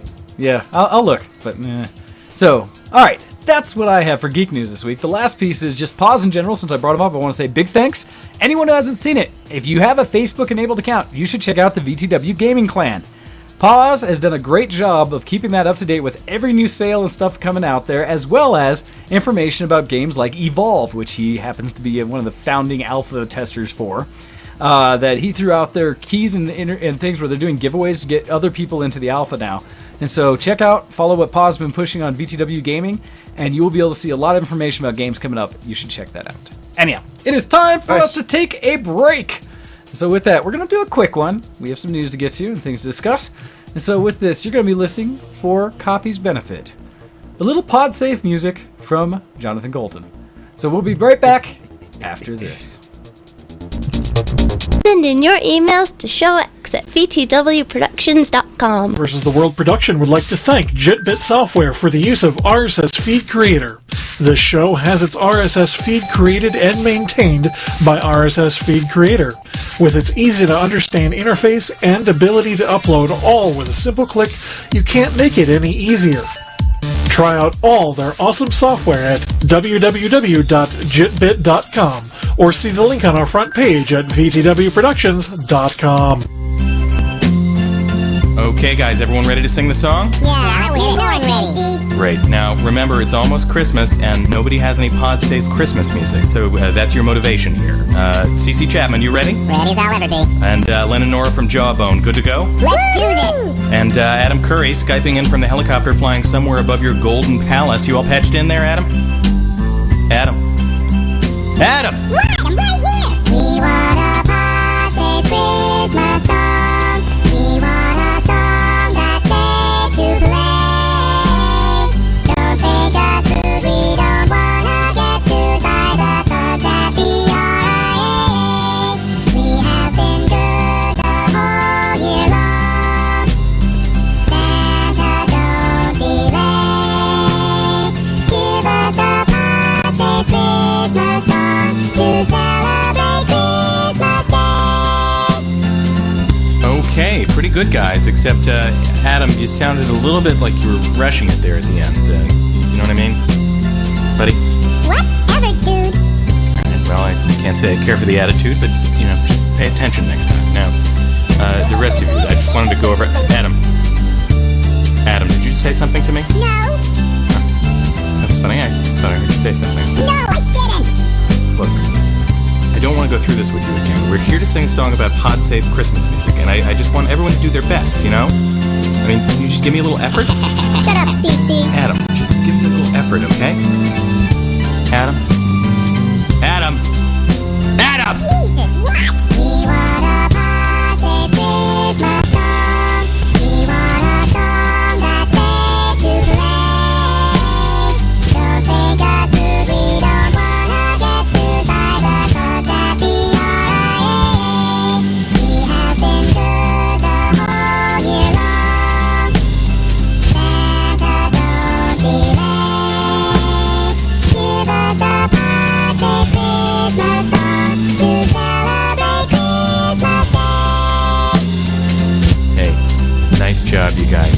Finally, you nailed it. Thanks. Nailed it. Nailed it. Yeah, not too shabby. Nailed it. I don't want to speak too soon, but we may have saved Christmas. And special thanks to you, Adam, for paying attention. Yeah, screw you. Yeah, I'll see you tomorrow at rehearsal. Yeah, you'll see me tomorrow at rehearsal.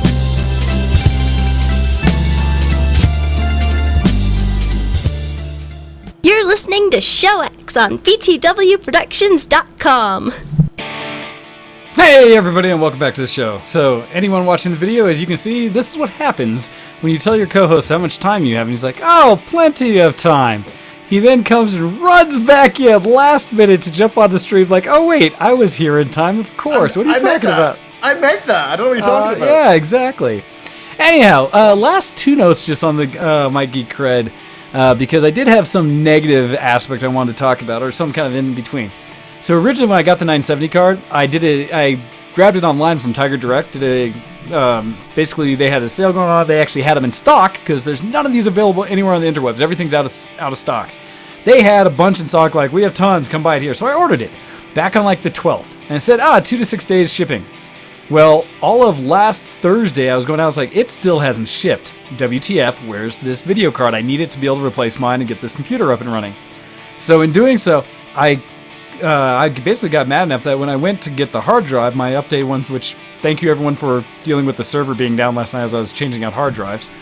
But I got the hard drive, I saw that my local store, the candy store, Micro Center, had an entire stack of 970s sitting in their display. In fact, multiple companies' versions of the 970. EVGA, Gigabyte, they had a couple of ASUS, they had a bunch of others. They even had a few 980s in the display case. So I was like, huh, look at that. And then I went and I checked on Tiger, still hadn't shipped. They said, oh, but your order's out to the drop ship, out to the warehouse. So as soon as we get some, we'll send it to you. And I was like, BS, false advertising. You guys said you had them in stock when I ordered it. It should have been shipped that afternoon. So with that, I went back, I called them up and basically canceled my order. And went down to my local store and picked up a 970. Now, I'm thankful and I'm lucky. Good man, in a way, because when I went back to Micro Center, I went there not with the intention of getting a 970. I had convinced myself I needed a 980, which would have been almost $600. At which point, when they told me they didn't have any 980s in stock, I somewhat stopped and had to take a check on myself, say, do I want a 970 or do I want to hold out for a 980? I really need a video card so I can get one in Fork's computer. I'll just get a 970. It's still way better than what I have. And thankfully, I'm quite happy with the results. But I will tell you, if they had a 580 in stock, or a 980, I would have had a 980 at my computer. You wouldn't be eating this month, yeah. Oh gosh, it would have hurt so bad. So bad. So, yes, and oomph to you, Tiger. Wrong to advertise that you have something in stock just to bait that many people to do pre-orders and then not. You know, at least when I went into the Apple store to fail on my getting an Apple, iPhone 6, they told me straight up, they're out. You can pre-order it, and here's when it'll ship. And so far, they've been true to form on that, so we'll see. All right. So, I've got one more thing as well, by the way. Okay. And then I thought we were going to just go straight into the next section, but I was going to. I just remembered that during the break. I was like, Rawr. Yeah, I had something as well, but I thought you were in a rush, though. Anyway, League of Legends. I'm Bronze 1 now. I finally got my promotion to the next division, so that's going well. I'm quite happy with that. I just need to get one more promotion to be Silver before the end of the season, which is in 2 weeks. You can almost catch up to all of your newbie friends that you got into the game that are all Silver League. Oh, by the way, funny story. So, the original story was basically this. I trained Graham, you all know Graham. I trained Graham how to play League, and now he's like basically the same level as me, and maybe a little bit better, but we're pretty much even. He trained a guy called Paul, and he's now level 30, and he's playing ranked as well. He started off in Silver 5, so did Graham, and I started off in Bronze 3. Graham has stopped playing because he doesn't want to lose the rank. I've been that's playing like my to get up. Silver. So I've gone up 2 divisions so far. I need to got one more to get there. Paul has gone down 6. Oh! Ouch! So he's now Bronze 5. Ouch! So that See? made me feel a bit better. This is why I don't play ranked, because I have my silver badge and I want to keep it. Yeah, I managed to hold my own all the time, so I'm happy with that. Do you lose yours next season? I don't know. I've had it for an entire season plus since I got it in second season. And I had it all through this season and didn't lose it. And so even though when they started a new one, I still have my silver badge. So I was like, that's good. Maybe if I do lose it, maybe I'll like skip every season playing ranked and wait till I go completely off the radar, play just enough ranked until I get a seating. As long as I'm above bronze, I'll just stop playing and get that point and get. Well, nobody will know anyway. You don't get a bronze badge, so. Oh, see? Then as soon as I just don't get it, I'll be done. I won't have to play ranked anymore. That way I can stay happy. All right. So if anyone wants to smurf me and take me through with their like high level, but the crap level 30 account, feel free. Feel free to take me through. I'll do that. Oh, listen to you. All right, we had an email come in that we were just notified of, saying that if we don't read it this week, we're not allowed to read it next week. So fine, I will play nice since I read your other one. This one coming in saying, Sheepy Mail. Hello, Wayne and Dr. Lord, Reverend and Bachelor of Science Kenneth Neal Reed II. GB booked her flight this week. She's back in Ontario at 6 a.m. May 21st. Cosplay hype happened, and we continued to play Phantasy Star Online together, and decided that our main focus for Anime North would be dressing up as our game characters. Yay! The character design is so pretty. No costume for Halloween planned, but might hit at the dollar store when I head back to my hometown on October 31st and grab a ton of fake ivy and hot glue for some simple posing ivy costuming. Please make sure you put that on some kind of article of clothing and not directly to the skin. That or wear the 9 tails that I still have chilling in my mom's basement. That's going to depend wholly on what you're going to do for Halloween, whether you run around or stay local. Let's see. I bought The Evil Within for Jolly. He marathoned it and beat it already. Otherwise, it's been a rather uneventful week. That's all for now. See you next Sunday. Much love. The original copy. Now multi-boxing some Phantasy Star Online Blue Burst as Kamari Juven and Shayla Valina. So thank you very much for copying. Bringing us in a new email. All right. Time for us to get things newsways. So, Technology, news, and more today on the Geekoscope. and today on the Geekoscope, as you were talking about some things that are done for security purposes, Ken, I have an article coming in here from my favorite aggregator, the News 360 app. And this one is talking about, unfortunately, a project that's already dead. But the concept is interesting. It says, with this tiny box, you can anonymize everything you do online. So this came from Wired.com, and it says it's funny because it says that this has been jacked. They edited based on the Kickstarter, but it says no tool in existence protects your anonymity on the web better than the software Tor, which encrypts internet traffic and bounces it through random computers around the world. Called it. But for guarding anything other than web browsing, Tor has a required mixture of finicky technical setups and software tweaks. Now routing all your traffic through Tor may be as simple as putting a portable hardware condom on your Ethernet cable.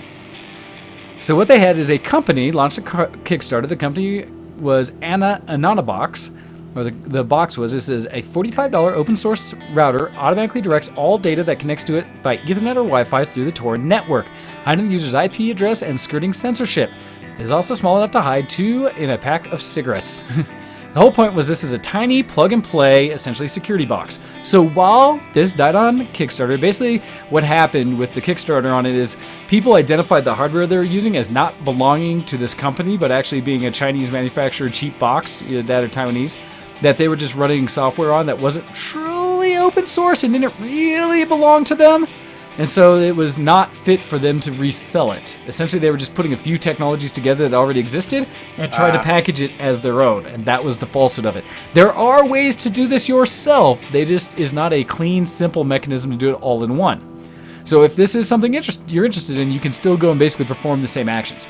So there is this happened before. It says there's been Tor in a box projects before, like Tor Router and Portal, that required you to replace software on a stock router. The whole point with this was this supposed to be simple and easy and portable enough that you can take with you on the road. So one of the things I wanted to bring up with this article in general, as we were talking about security, is that interest in having an anonymous connection to the internet. Seeing something like this in the Kickstarter on it got a ton of response right away.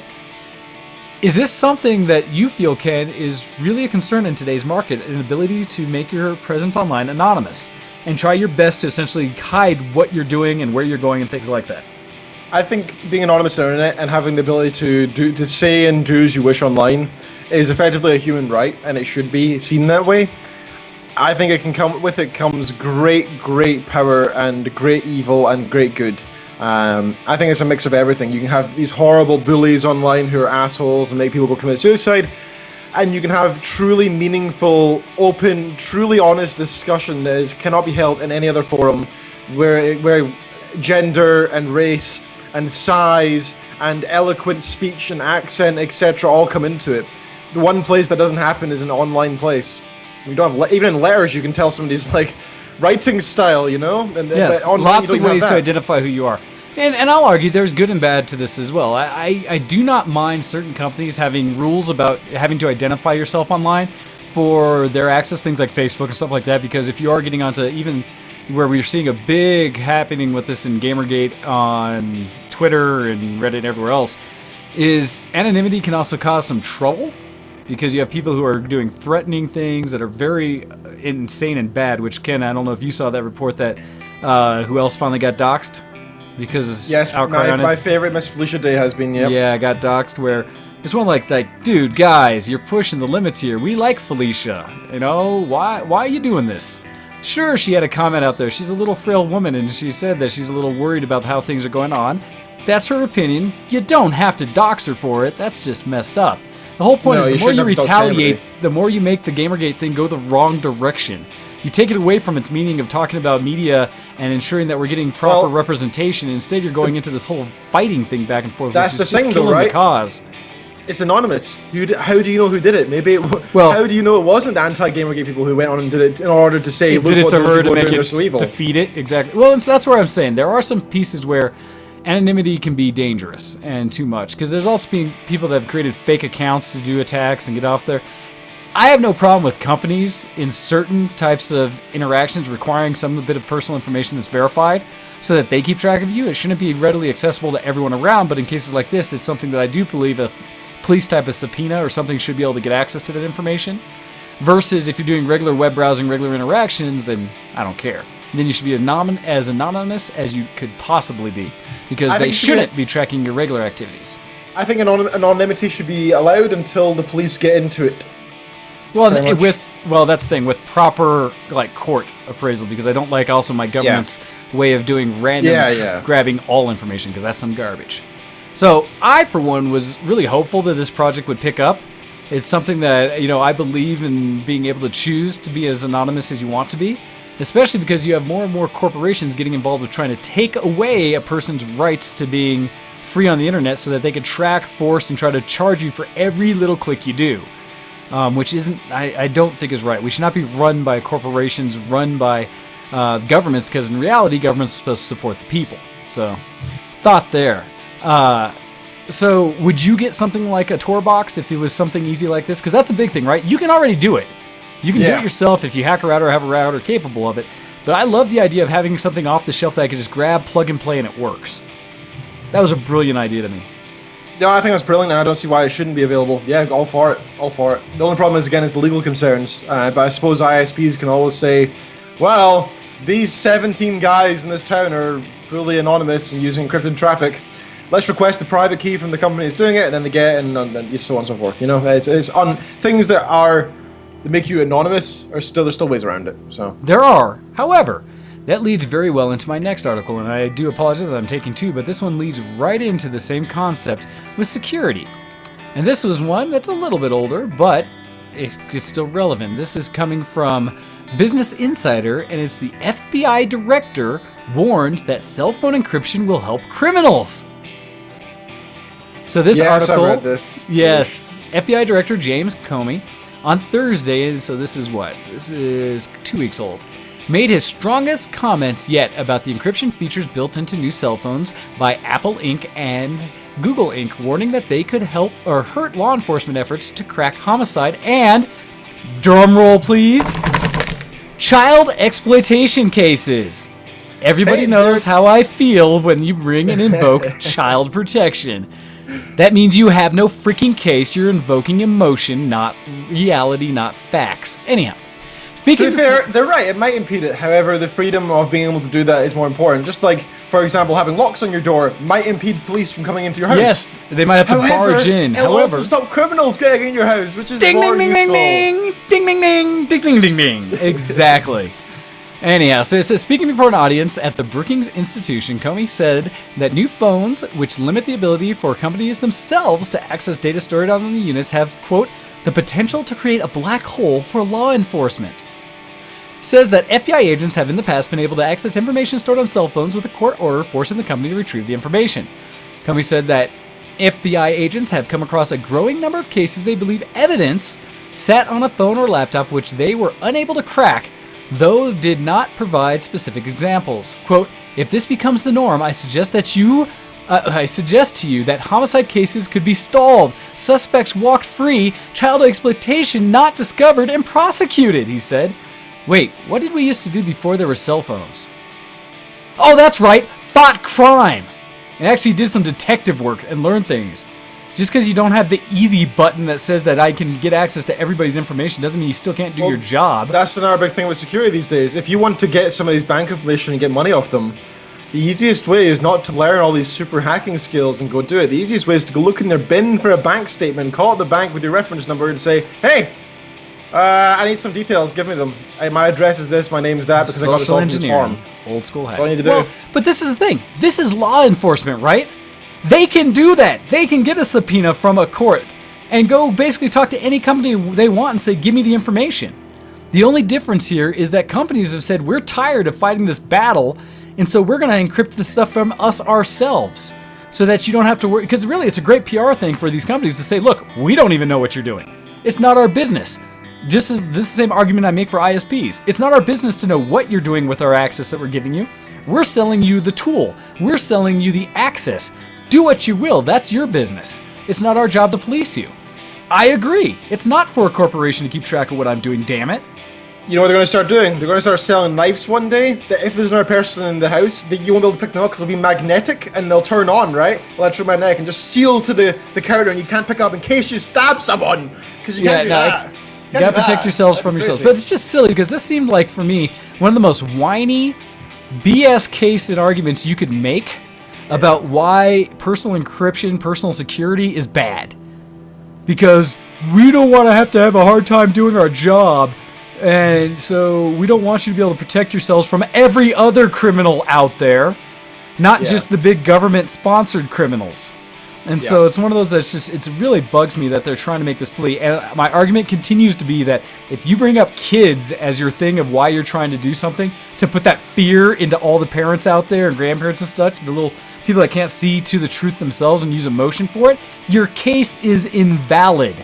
Unless you can argue on a truly factual piece that doesn't bring emotion into the discussion, you're full of it. Stop. And I will avidly just say no to you and dismiss your entire argument. That's just me. So, yeah, that was my little bit on security. I'm a big fan of the fact that because it enables new technology like Apple Pay or like being able to pay from your phone that you can choose or not to.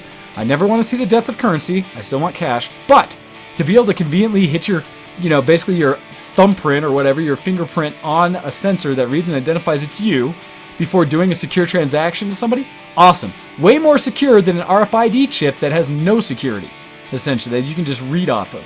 So I think it's a move in the right direction. That's just me. All right, that's my article. Ken, on to you. All righty.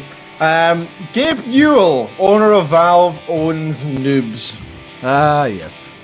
So, the company of the developer, whose game was pulled from Steam, following a threatening tweet directed towards Valve boss Gabe Newell, is offering a formal apology to Valve, Gabe Newell, and its community. So, a dev basically went on Steam, whose game was on Steam, and said, I'm going to kill Gabe Newell, or something along those lines. Gabe Newell is going to have death from my hands. And Gabe then got his game pulled from Steam. Well, let's see. You want to threaten me, and you're trying to use my service that I provide with my company?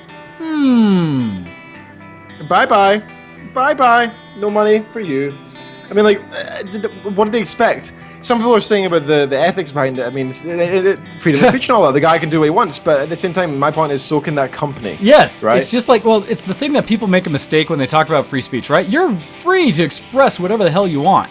However, 99.9% of companies are free to choose who they service or not, and can deny you access.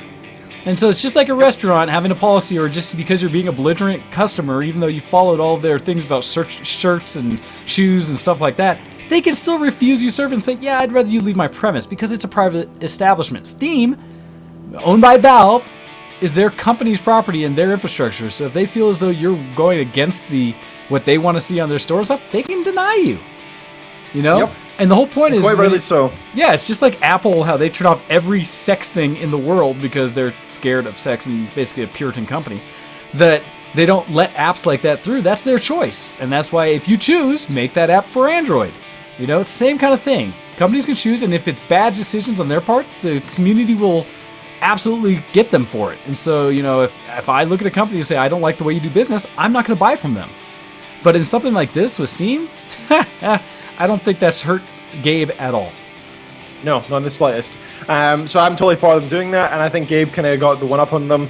However, since then, the company who was in charge of the developer who said that has issued a formal apology.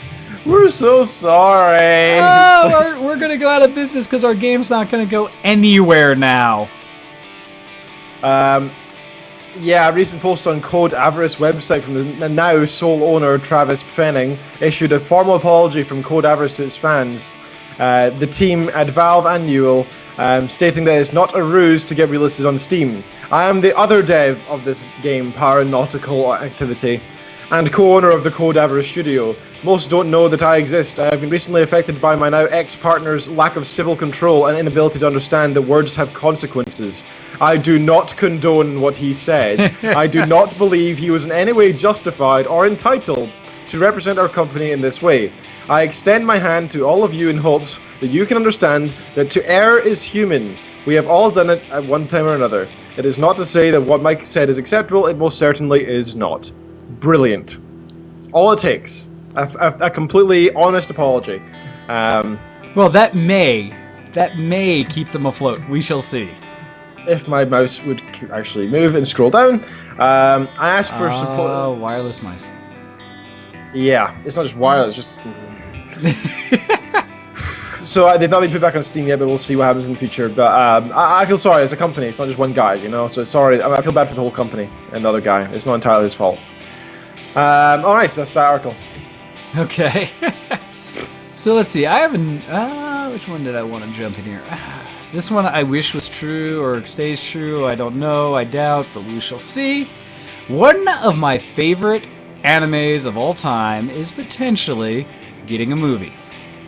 So, this one, and the news came out as to who they would like to cast. So, from, let's see, this was Anime News Network.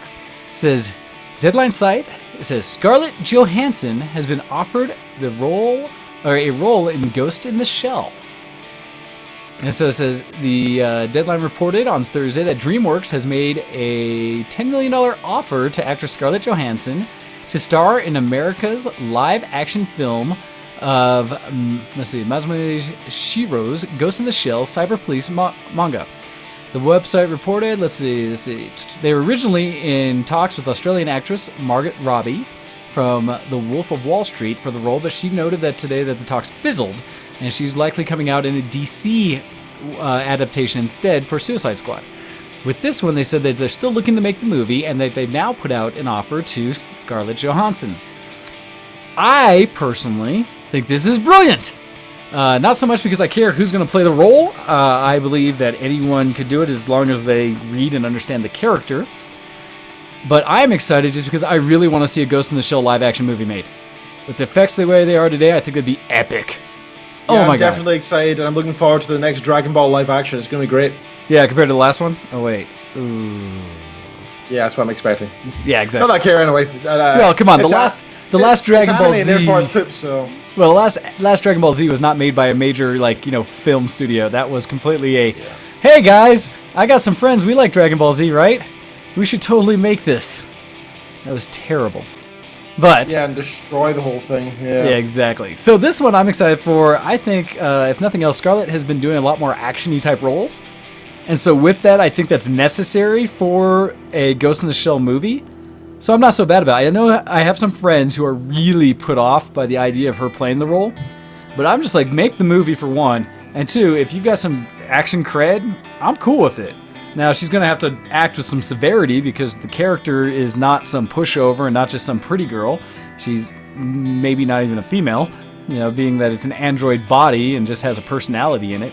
So I'll be curious to see if they do pull it off, if she can do it. So I'm curious what other people's thoughts are. That's just mine. I just want to see the movie made, and I think it would be awesome. I don't care if it's Scarlett Johansson or someone else. That's me. All right, sir. Back to you.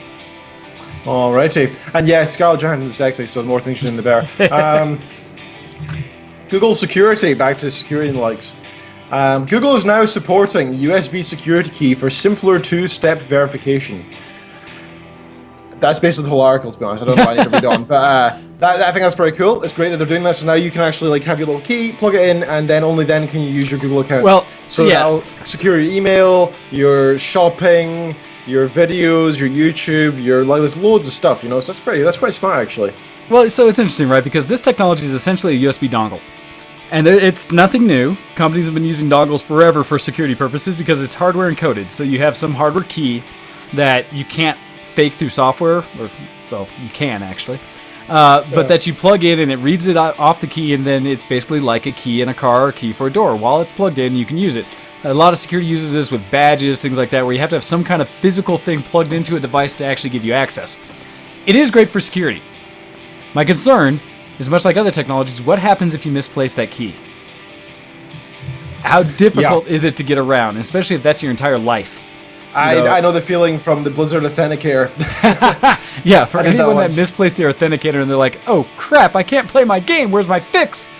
Yeah, what I did is I got an iPhone, like upgraded from like I got the app, and then it wasn't working, and I couldn't fix it, and they're like, send me a driving license. And I was like, I remember that. I'm 15, I don't have a driver's license. I remember when you went through that. That was so bad. Yeah, because it's the whole point. You get stuck in these limbos of like, but that's my authentication, but now I can't authenticate. It's one of the same things I've discussed where I need to find if somebody has some advice for the best way to do it. For the first time, I'm in a position where I may decide to change what my provider is for my ISP, right? If CenturyLink, the local company, ever gets the gigabit that they're providing in downtown out to my area, I will have a very serious discussion to go through as to whether I switch over from Comcast to CenturyLink, because I want the speed and bandwidths, all of them.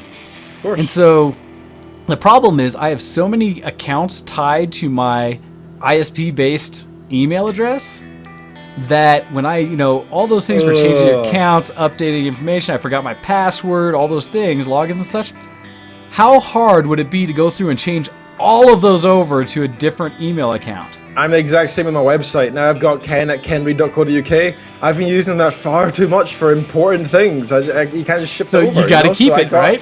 I gotta keep it now forever. Well, and my concern is that, because I would still keep my old ISP email, but I don't know if they would let me if I switched off the ISP. Because there's kind of a question there. What is the ownership of your email? What is the ownership of certain online identities that you have? Because you create a whole life behind it. It's the servers, right? It's the person who owns the server. So that's the question I have. Should it be? Yes. Because they're providing the service, but this is now something connected to your entire way of communicating. It's just like having your phone number, your home address, even to a degree. I know. I know. That's the key. That's how it's always been. But I'm wondering if there shouldn't be some argument for the ability to keep. Because here's something that happened when people realized this with telephones, right? In the telephone market, it used to be, at least in the US, that you'd have a cell phone, and this is where it really came up with cell phones, is that as you changed providers, the old habit was providers said you had to get a new phone number every time you changed provider.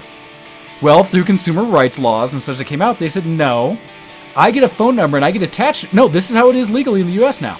I have the right to keep my phone number and transfer it with me wherever I go. That makes sense, though, because that number doesn't say at BT, at Sky, at Virgin, at I know, and like I said, this is a concept I'm throwing out there as the potential for what we might need to see in the future. Because that's a copyright name, right? So that at something.com is copyright to somebody else. Well, but here's the thing. What would you do if that company just arbitrarily took your email and gave it to someone else? Even though you still paid for and provided with them. It depends. Are they giving all and they gave you a different one. They gave you, Ken4599. Sure, but as a replacement. Get all my emails? Well, all your past stuff's still yours, and they transfer it all over. But now, any new one that sends something to you goes to this other guy that has your email. Well, that'd be annoying. I'd probably switch to provider. That's the whole point, right? Well, but that's what I'm saying. How difficult it would make your life if that suddenly happened.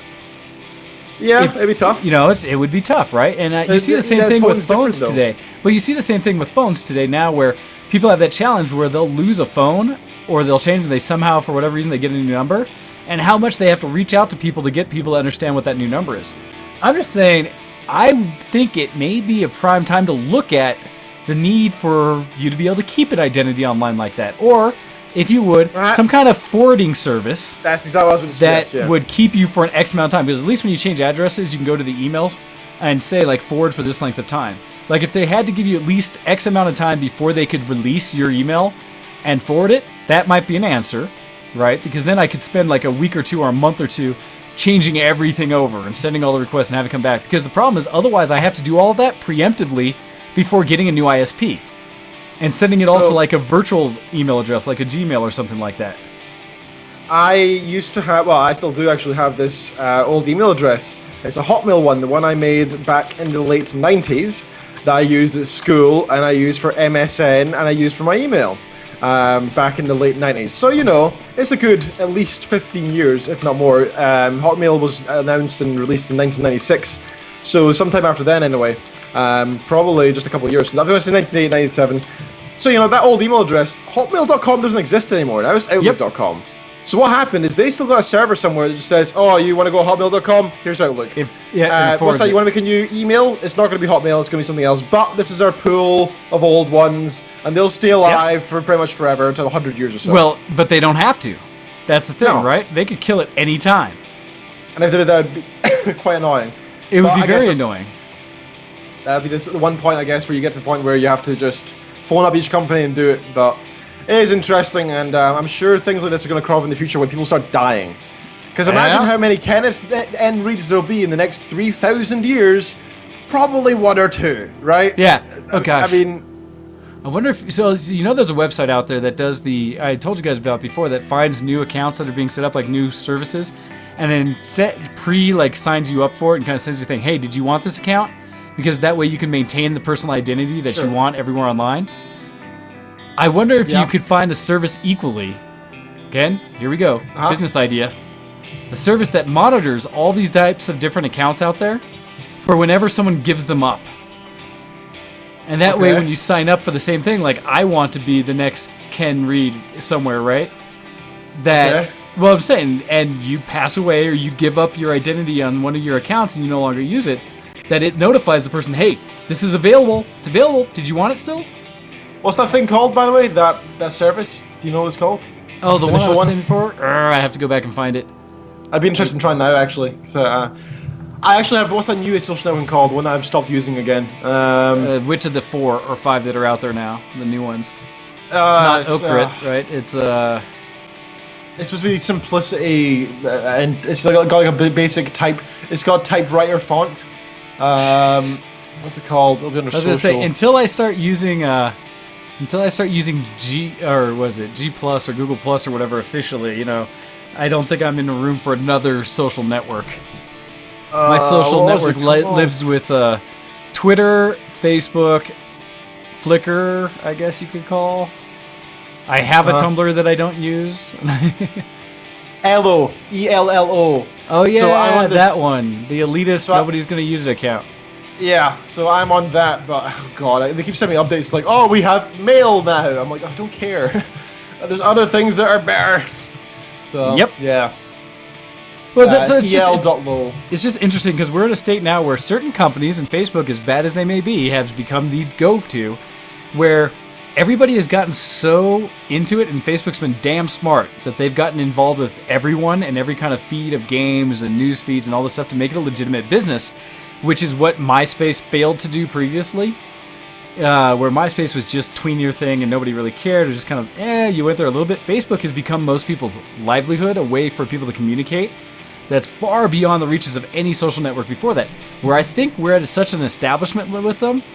They've proven it, right? Facebook's done all these different social engineering experiments and stuff like that, or just ways of advertising to people where they admitted that we're using you guys for experiments, and we still use Facebook. Nobody has decided to jump to some new network as the go-to. People have tried, but that's the thing. For the most part, people don't care. And I'm very aware of what I put on Facebook. That's just me. I see what some people put, and obviously you think things are truly not going to live and last forever. But I think they are, but I just don't think... I'm also careful what I put on, but I just... Well, that's the thing. I'm saying a lot of people don't. Yeah. And y'all need to check yourself, because you acting like a fanny today will make dividends for when you try to get a job 10 years from now, and they say, oh, really? Do you ever use the word fanny? That's funny. Did I put you onto that? I only use most words when I'm on air with you because it reminds me of those words. Outside in real life, no, those aren't words. Those are just weirdness. So Well, no, I never people- have used fanny outside of this show. I've been claiming, by the way, that people make fun of my accent all the time still, and I keep saying that, well, to be fair, even when my wife was not in the country, I have 2 hours of training each week. Yes, on how to speak like a normal person. So that's another piece of the Scottish history I've learned, is from the book talking about how really there's not a lot of people that speak Gaelic anymore, that those are just some of the Gaelic. fringe islands up north. Gaelic. Yeah, and that the Highlands truly don't really have anything unique anymore, and stuff about how, what's the proper term for the plaid everywhere? For the what? The plaid pattern that you guys wear everything for kilts and stuff like that. Tartan.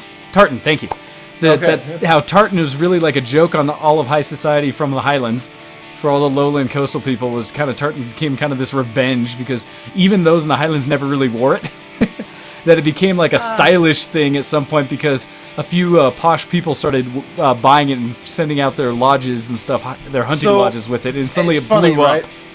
Clans existed in the sense of there was a group of people, and that was it. It wasn't like, we are Clan Donaghy, prepare for battle. No, it was nothing like that. It was more like Group A are going to fight Group B for land, and that's it. Yep. And did they have tartan? Maybe. Maybe it was just the pattern that they happened to use. But in the past 150 years, tartans have become huge and It's all defined. stylish, yeah. This is Clan Robertson. This is Clan Donaghy. Well, that's the other piece of the story where it talks about how many clans have suddenly, been cropped up out of nowhere, and how everybody has their coat of arms and things like that were never a thing, and how even to the point where now it's posh for English to make sure they have tartan and all their stuff and things like that. And so you see, like at the major events, how the princes and stuff like that will be wearing, kilts. Yep. It's both tartan and kilts. Both of those are like pieces that came out in the society where it's like, you do realize nobody really wore all these things constantly like you say they did. Well, the tartan that we wore, it was a fake tartan for a reason. I just thought it looked cool. Well, that's also because you specifically got a modern kilt design. It was nothing to do like, this is traditional. It was straight modern. It was cool.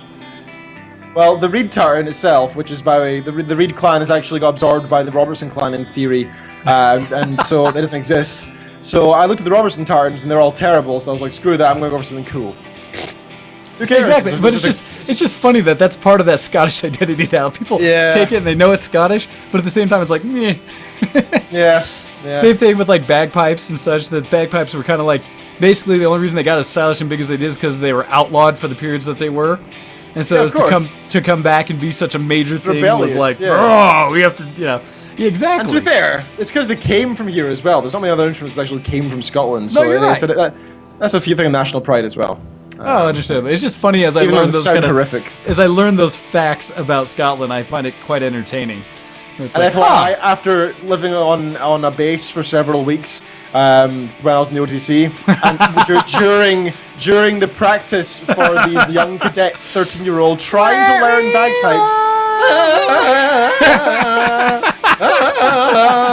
every single morning at 6 a.m. It's not what you want to hear. So, you had no trouble getting up, did you? Screw bagpipes, man. I would rather never hear them ever again. No, like I said, I learned many a funny thing about Scotland now that I've been learning reading the book. And to be fair, when you meet some of my family, you all have on Facebook, of course, many of them are more patriotic than I am. I'm kind of a rarity that I'm not as patriotic as others. That's true. You didn't vote for independence. How dare you? You haven't been stoned for that yet. Anyway. All right. So what Google security? Do you have an article, sir? Yes, I do.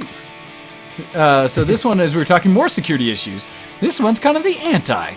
And it's coming from the Business Insider and says, the Netflix for pirated movies returns after having its domain seized in Belgium. So for those that don't know, Popcorn Time, the so-called Netflix for pirated movies, is back after experiencing some legal issues. Hey. Popcorn Time became popular thanks to the intuitive Netflix-style interface that allowed users to stream torrents without having to delete any possibly incriminating evidence afterwards. A few days ago, Popcorn Time questionably legality caused the domain to be seized and shut down in Belgium, where the website was hosted. No prior notice was given, according to Popcorn Time. They, quote, suffered a tremendous damage to our project. The most serious damage being that we're no longer on Google since our URL no longer exists. Well, Popcorn Time is back with a new domain, however following in the footsteps of other torrenting sites like the Pirate Bay, which flit from domain to domain in an attempt to evade any further domain seizures. The website return also means that Popcorn Time's mobile apps are working again, which include Android and iOS app. Granted, if you're an iOS, you have to jailbreak your phone, and a PC client. All of the Popcorn Time services now include a built-in VPN, which helps keep browsing anonymous. That's beautiful. So, quote, not only will Popcorn Time live forever, but it will, as we promised all along, change the world of online movie watching and will make anonymity an inseparable part of the world. This is our vision, and fulfilling this vision after this attack will be the sweetest revenge of all. So, okay, so I'm testing this right now, and it has got a client, and the URLs of it live. I'm not actually going to watch anything, so that'd be illegal. But the client looks really intuitive, and it is quite pretty. It has a lot of recent films. There's trailers, and there's full films as well. You just hit download full thing, and you can have it there. I'm guessing you can choose whether it has subtitles and the likes inside it.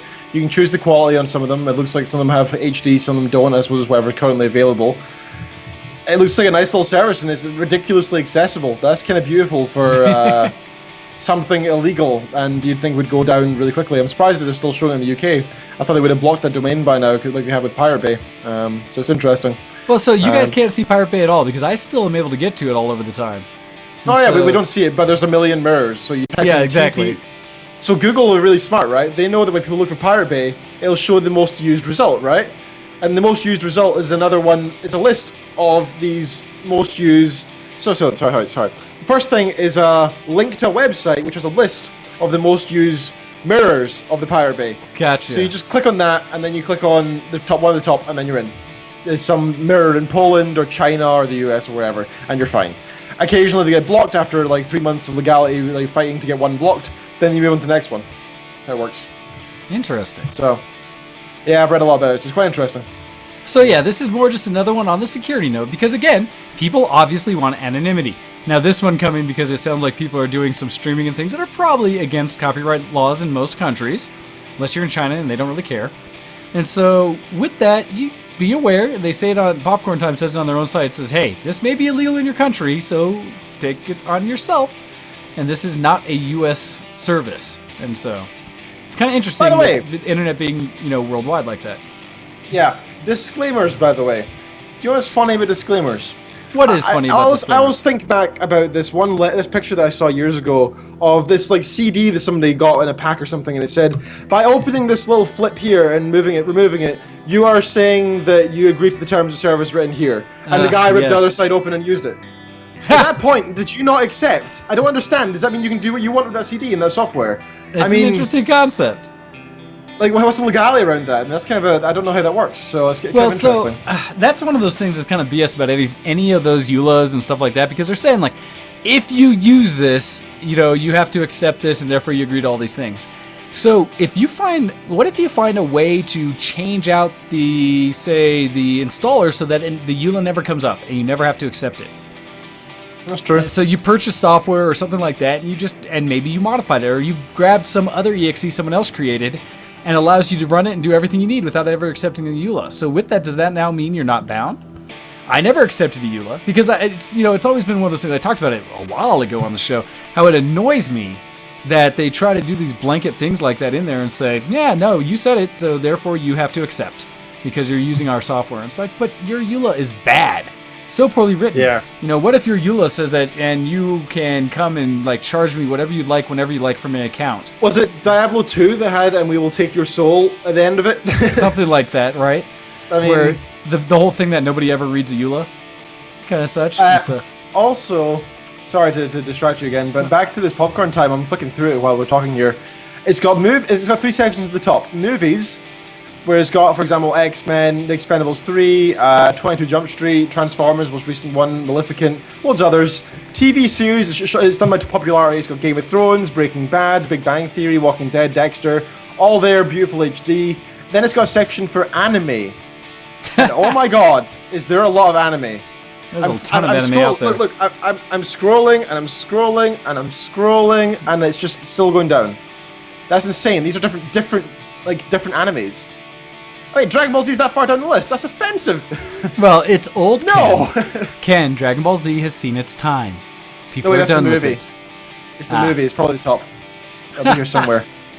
Must be. That's what it hurts. Anyway, so it is a beautiful interface. I'm just kind of blown You away need to by catch that. up, Ken. There's new anime that's made all the time. You need to stay up with it right now. Come on. Yeah. It's even got different themes and stuff you can choose, and your default So that's what they subtitle types. said. It's so much like Netflix. That's why it caught on with such popularity. I've never used it. can- I have no idea, but I've heard of this thing, and so it's like, wow. Yeah, you know Last FM scrobbling, by the way? How it basically, like, you can add an extension and it watches what you listen to, whether it be YouTube or Pandora, whatever you use. Then whenever you use Last FM, it will show you things similar, music similar to Oh, it. okay. Nice. This does that. So that's what I'm saying. It's got a Advanced. recommendation engine. It's got great search, apparently, and so that's why it was so popular. It's just, what I find interesting is, while companies start thinking that they can kill the internet and do these things, all you have to do is move to countries that don't care, or do these kind of, because it is all virtual, these companies have been able to find ways to bounce and never live in one place, and therefore getting around all these attempts to keep killing it. They've been trying to kill Pirate Bay for, gosh, what, years and years. I'm trying to think. I don't think it's been quite a decade, but for at least the last 3-4 years, they've actively been trying to kill Pirate Bay, and it still comes up as quick as everything else. So, Yep. and there's an article I really wish it's been on my list for many months. It's one I should get to at some point. But it talks in general about DRM. Like one of the older ones I have that basically said that Ubisoft has a comment they made that DRM can't stop piracy. And it's just all these discussions. The same theme you got out there, that you can't stop piracy by trying to go kill things and making it more difficult. You kill piracy, like we've talked about, by creating simpler, better services that Yep. people can legally acquire the things they want to acquire. If That's you're why walking into a gaming is park- doing so well. If you walk into a park and as quickly as possible, you try and get out of the park on the opposite end, are you going to go through the grassy area that you probably shouldn't walk on because it'll make a mess, right through there, or are you going to go on the path that winds all the way around it and will add 5 minutes onto your journey? You will always walk across the grass because you are an asshole, just like every single person Well, in the it's human because race. sometimes time is your most important commodity. And you'll That see too. paths that are worn into the ground because of that exact thing. Oh, you didn't build a sidewalk here. We'll make our own path. You know, and similar type of things. And that's kind of a good analogy to the entire, you name the thing you're running into, the internet having a major aspect of that, where you create a barrier for me or create something that's inconvenient. I will find a better, more convenient way to get past Yep. it. We're So all that's about kind of the efficiency. advice to all entities out there. Make it easy, make it the way that users want to get stuff, and they will do it. People have a need to be honest and open anyways. It's not everybody that's trying to be subversive.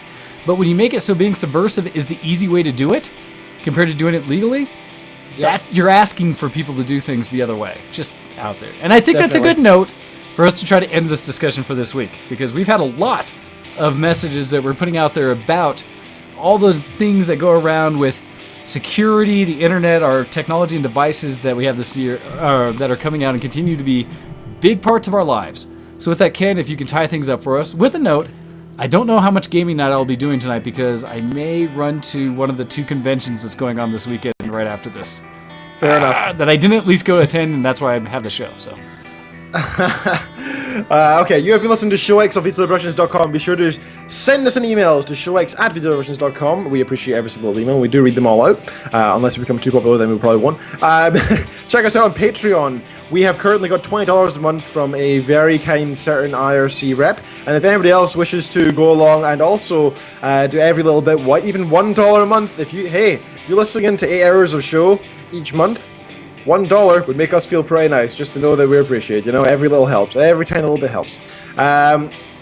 Twitter, go to twitter.com/VTWShowX, twitter.com/DocDead, and twitter.com/GoHex to find Wayne, myself, and the show on Twitter. Find us on Facebook, type in ShowX in the Facebook, or Versus the World Productions and find us there as well.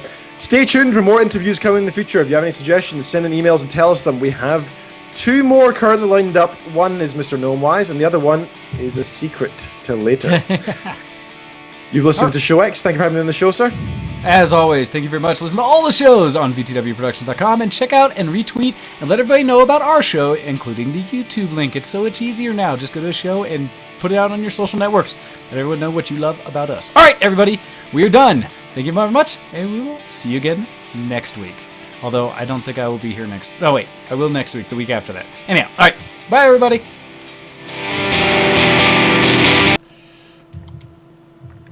Wait for it. Wait for it. Goodbye. See you next zombie.